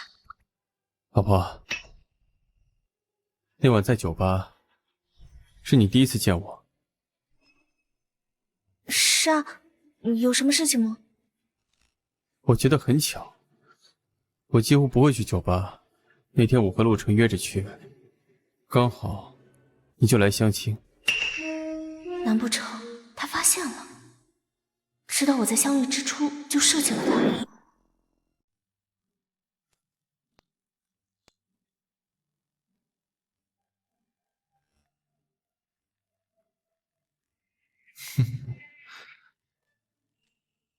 老婆喜欢我，尽管他婚后野心勃勃，利用我的人脉，想要在石氏站稳脚跟，但他也算暗恋成真了。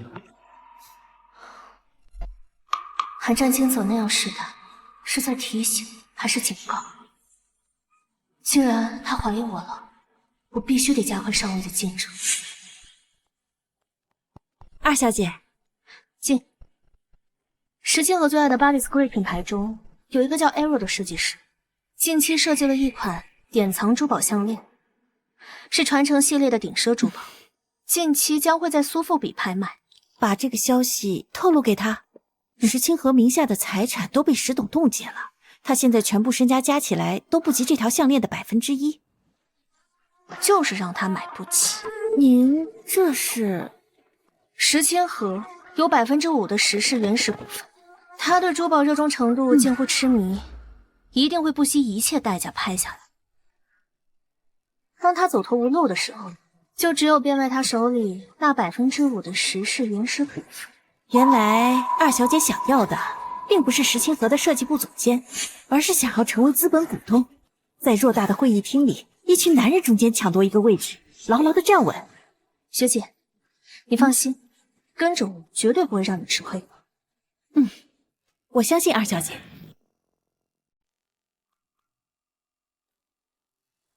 王老板，股份转让协议书我带来了，价钱还是按照我们事先谈好的来给吧。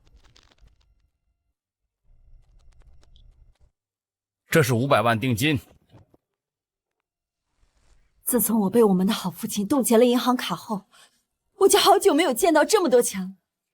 大小姐，这买家来路不明，咱们也不清楚他的底细。您真的要把石氏5%的原始股卖给他？万一他不给尾款怎么办？跟了我3、4年，和我见了那么多大场面，还是没有改掉底层人狭隘的眼界。王老板是我千挑万选的买家，家里有矿，是个大富豪。是我愚昧了。石英那个贱人，以为怂恿我爸把我送出国，就可以顶替掉我的位置。陪我去趟黑市，买一把枪。出国那天，我要一枪崩了石英那个贱人。是。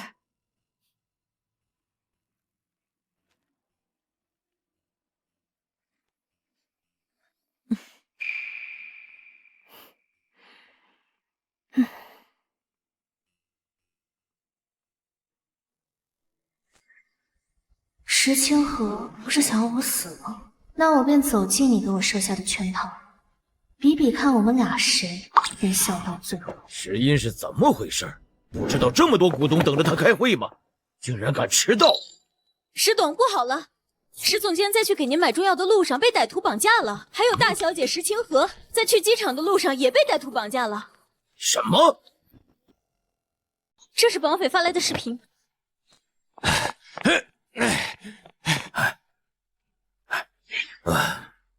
绑匪带走了石家2位小姐，这不是冲着石董您来的吗？石氏的新春项目这么火爆，同行嫉妒，连外人都眼红了。石董，绑匪打来的电话，说是要给您谈条件。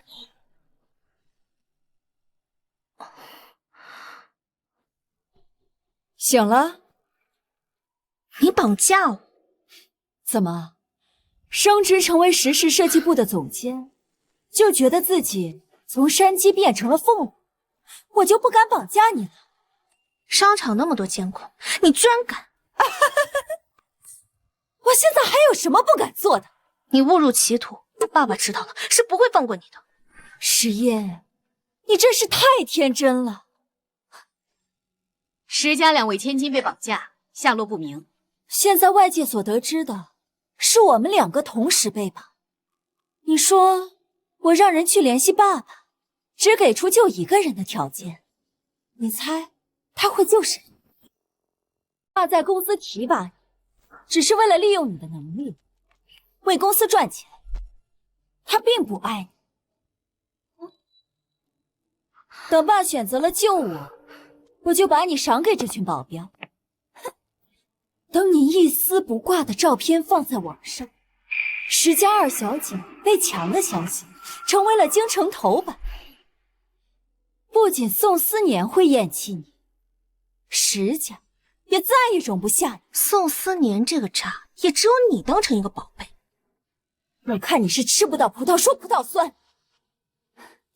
我选择的这临海废弃别墅，你要是活不下去，你就从天台上跳下去，跳进海里被淹死，结束这不被爱的一生。大小姐，按照您的吩咐，我已经让人给石董打了电话，2个人只能救1个。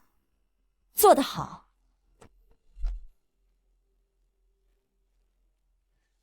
给绑匪打过去，就跟他们说，不管他要多少钱，我都给得起。2个女儿我都要。不行啊，石董，绑匪明确说放1个杀1个，而且对方只给你2个小时的时间，如果2个小时之后你没有做出选择，2个都活不了。石董，这原本是您的家事，我们做外人就没有资格插手的。但是偏偏被绑架的人里面有石英，石总监可是公司的中流砥柱啊。你的意思是要石总救2小姐？本来就应该救石总监。石总监改良了中山装，就让市场抖3抖，石氏股票涨了40倍啊！公司的营业额都快赶上去年1整年的了。就是。石清河呢，又是抄袭，又是将他人画稿占为己有，令公司陷入了舆论的漩涡，差点将公司20-30年积攒的好形象全部摧毁了。我们全体股东的意见就是保住石总监。不行，清河不能有事。她是我们捧在手心里25年的女儿啊！石英难道不是石总的女儿了？这不一样。这件事情归根结底，就是因为我们公司的新春项目太过于火热，被人嫉妒，所以才惹祸上身。清河她是无辜的，她已经失去一双腿了，她不能再受伤了。可茵茵她是一个健全的人，她能跑会跳的。不选择她也有可能从报废社里逃脱出来。可是如果不选择清河的话，清河就真的没命了。石董，还请你以公司的利益为重。2选1，既然选石清河，我真是想吐了。这个石天红根本不配做董事长，这么溺爱他大女儿，不顾公司前途，不管我们这些股东的利益。公司当年票选董事长，石天红和陶总是平票，最终是陶总让贤，才让他当上这个董事长的。我真后悔当年投了他。别说啊，我也后悔呀。为了公司，也是为了我们所有股东的利益，石英不能有事。陶总，那您有什么办法吗？我记得韩家的2少爷和总统交好，总统赐给他一支警卫队，若是找到关系，请韩家2少爷来帮这个忙，石英应该有救。韩战，他好像没有在意的人，他这个人做事都是凭自己的意愿，谁也奈何不了他。我们要是请他帮忙，恐怕是难于上青天。石英还在绑匪手里，真不去看看？他自己也能搞定。你怎么没有半点英雄的情怀啊？试想一下，你出现在他最窘迫的时候，冲上前为他挡住歹徒的袭击，他感动极了，紧紧地抱着你，深情地望着你。哼，他想要完全取代石清河，这是最后一步。我怕我过去拖他后腿。什么意思啊？商场10步一保安，没有人能被轻易的绑走。这说明什么？说明这个坑是我老婆自己挖的，她是自愿被绑的。啊！长点脑子吧，少看点言情小说。唉。哦。喂。好。走了。走了？就我老婆就。你不是说她自己能够解决，不需要你的帮助吗？有钱赚。陶勉刚才跟我打电话，要跟我借奥英精英部队，开出的条件是7%石氏集团的原始股。我操！我听说石氏新春项目刷新市场记录，石氏股票一路飙升。这群股东在这个时候，每个人拿出点股份，汇集出7%的原始股，作为交换去救石英。石英真有点本事啊！我的媳妇当然有本事啊！让自己成为公司不可或缺的一部分，让那群重利的股东下血本也要救的。阿占，这可不是一般豪门千金能做到的，你不会被石英骗了吧？他的目的根本就不是取代石清河，而是他爸石天红的董事长之位。我是在向他示好，爸爸让我和姐姐共同完成石氏集团的新春项目，这是我升职后拿到第一个机会。如果完成度太差，就会被赶出石氏集团。这么想在石氏站稳脚跟，我需要出人头地，最起码让大众知道我的存在。这不仅仅是为我自己，也是在保护我的每一个作品。秦百丽的事情有第一次，就会有第2次。我可以被欺负，但我的作品不可以。小骗子！不愧是和我在一个结婚证上的女人，有野心，有魄力，很耀眼。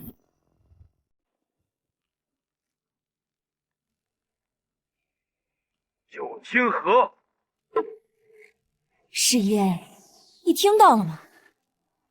爸选择我放弃你，这就是现实。无论我再怎么落魄，你都无法替代我在爸爸心中的地位。接下来，你就好好享受我赐给你的人生，无论怎么洗，都无法洗掉的肮脏人生。石音，你就只配过这样的生活。姐姐，我们是同父异母的亲姐妹。你怕了？无论你再怎么磕头认错，我都不会心软的。亲姐妹又如何？凡是挡我前路的人，都得消失。血浓于水的亲姐妹，闭嘴！姐姐，我教了你20年的姐姐，我让你闭嘴！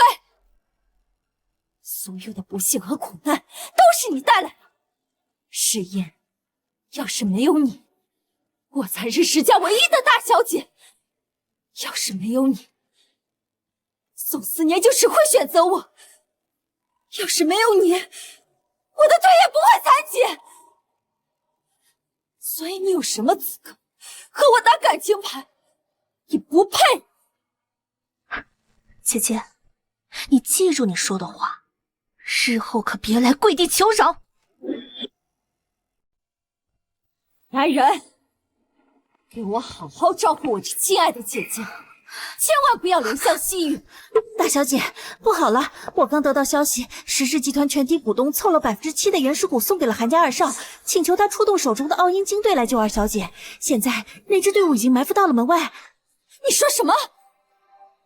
当初我申请几千万的福利资助，那群吝啬的家伙都不同意。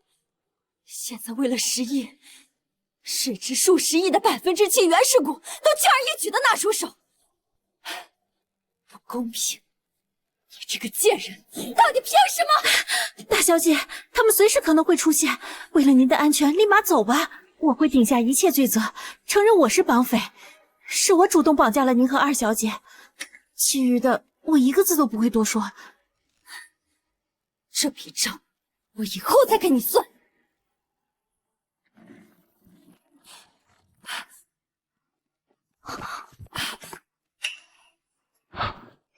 没事吧？没事。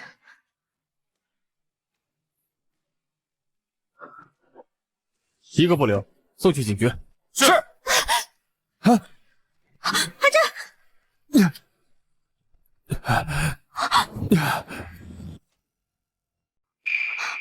韩战，韩战，你醒醒！枪里明明没有子弹，怎么会这样？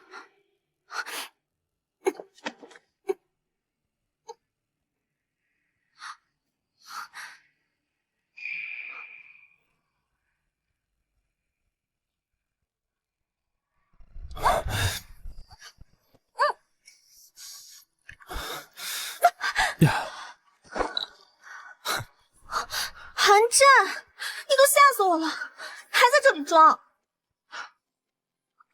老婆，下届奥运为你报个名吧，铅球投手与你适配度高，我觉得我肋骨快断了。老婆，老婆，瞎了，听不见。老婆，老婆，瞎了，听不见。媳妇儿，帮帮我吧。自己起来。真受伤了，搭把手。你不是怎么弄的？媳妇儿还是关心我的。你还在这里笑？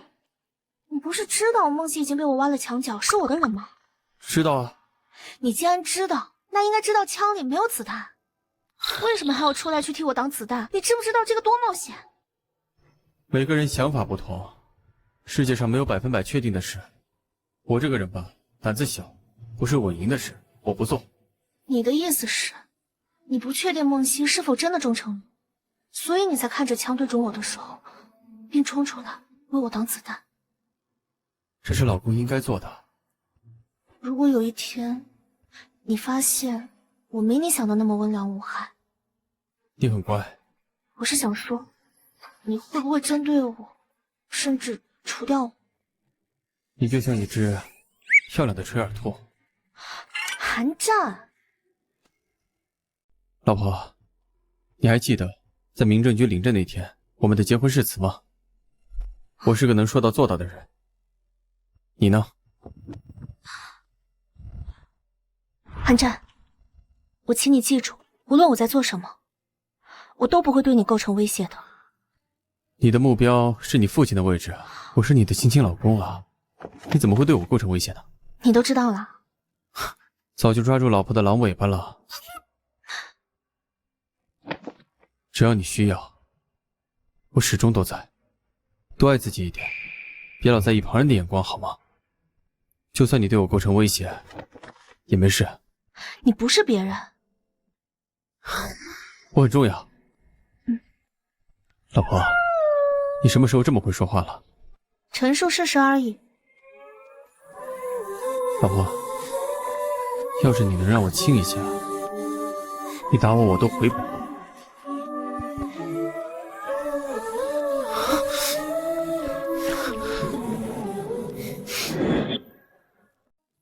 幸好我们清河没事儿。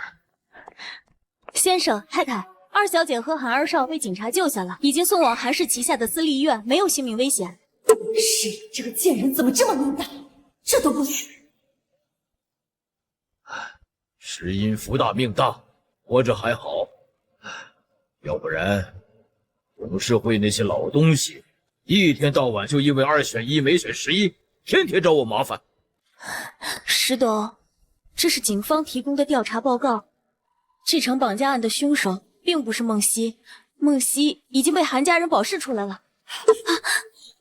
不是孟熙还能是谁？就是那个贱人要置我于死地！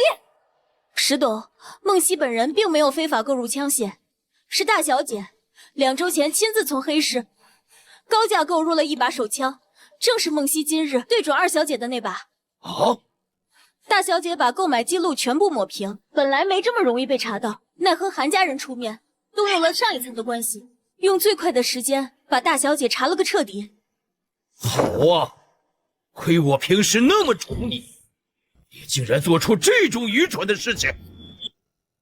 现在警方那边已经坐实了大小姐蓄意制造绑架案，拿捏着孟熙病中的父亲。事情败露之后，又逼迫孟熙去顶罪，数罪并罚。大小姐怕是牢底要坐穿了，警车已经往这边来了。爸，救救我！你要救救我呀，爸！麻烦让石清河跟我们走一趟，有几桩案子需要他配合调查。完了，全都完了。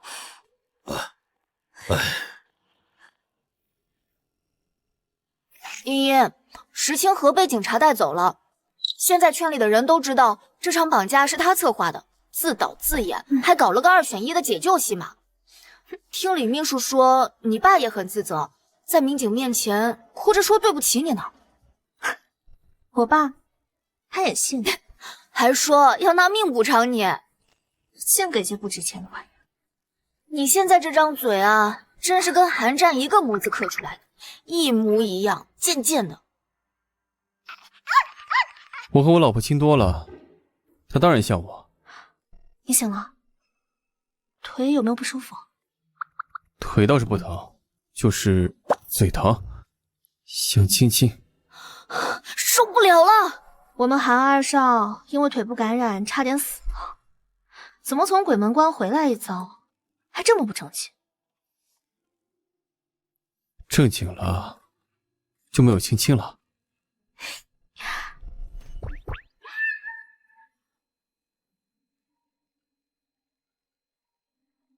喂，石总监，公司正在召开股东大会，选新的董事长，麻烦你过来一趟。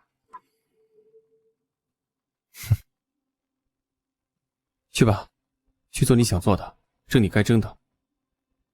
老公永远在你身后。石董事长，这次召开股东大会，我们的目标只有一个，必须让一个真正为公司考虑的人来当领导。宣布投票结果吧。作为备选人的石天红和陶冕不用投票，除了他们俩以外，还剩下79名股东。投票结果，请看大荧。石天红，你为了保住你的董事长的位置，你给那些为你投票的股东们送了多少好处？马总，请注意你的言辞，我可是心甘情愿的为石东打 call。之前为了救石总监，我们全体股东出了7%的原始股，和韩二做交换。按理说，韩二也是股东之一，他也应该可以投票的。去联系韩战，线上投票一样作数。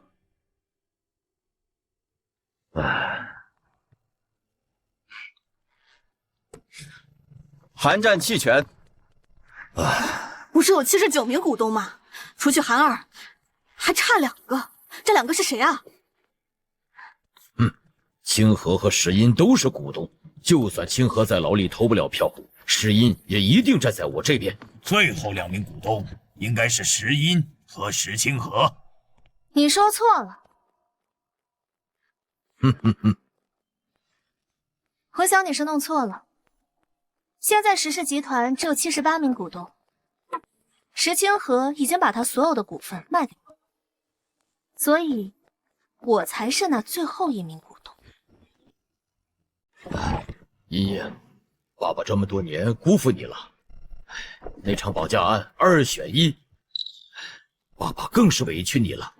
是，请你一定要相信，我是爱你的，你是我的家人，我们是血浓于水的亲人啊。石总监，那场绑架案，你的父亲全然不顾你的生死，选择了石清河，而我们这些股东，虽然只是为了自己的利益，也在拼尽全力的救你，最终仍然是想方设法的才救了你的。没错，石总监。相比危难时刻将你抛弃的亲生父亲，我们这些股东对你还算是不错的。茵茵啊，你可不要听他们胡说。石总监，你一定要头脑清醒啊！茵茵，你干嘛？陶总，我想要华中地区石氏总裁的位置。茵茵，爸爸可以给你，明天不，今天下午我就让人事总监马上给你办入职手续。陶总，可以吗？石总裁，合作愉快。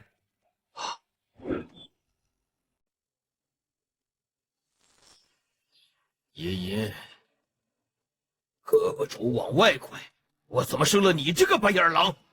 这话我早在5岁的时候，算命先生来家里说我命格带晦气，是个灾星的时候你就说过。石英，你输。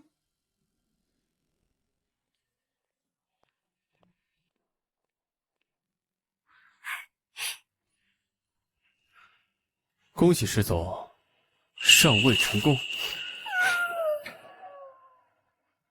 你都知道了？街头小巷的荧屏都在报道我老婆升职了，想不知道都难。哼，又是一年中秋节，回家吧，给你准备好了礼物。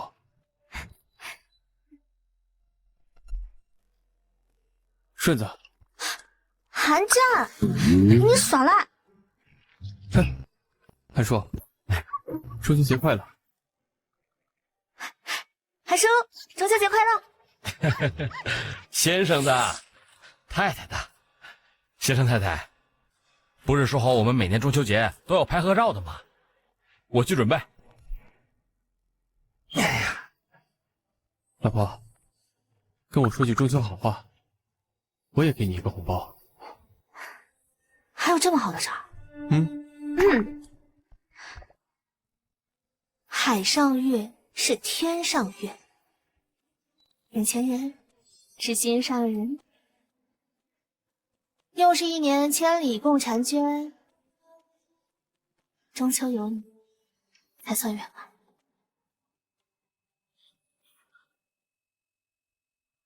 当当当当！哇，这么大的红包，我看看。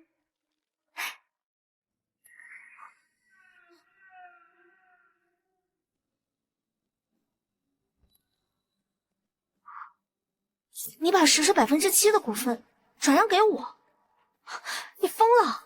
你傻不傻啊？不爱老婆才傻呢。明年的中秋节，我们也会一起过吧？会的，我们每年都一起过。来，先生太太，咱们一起拍合照了。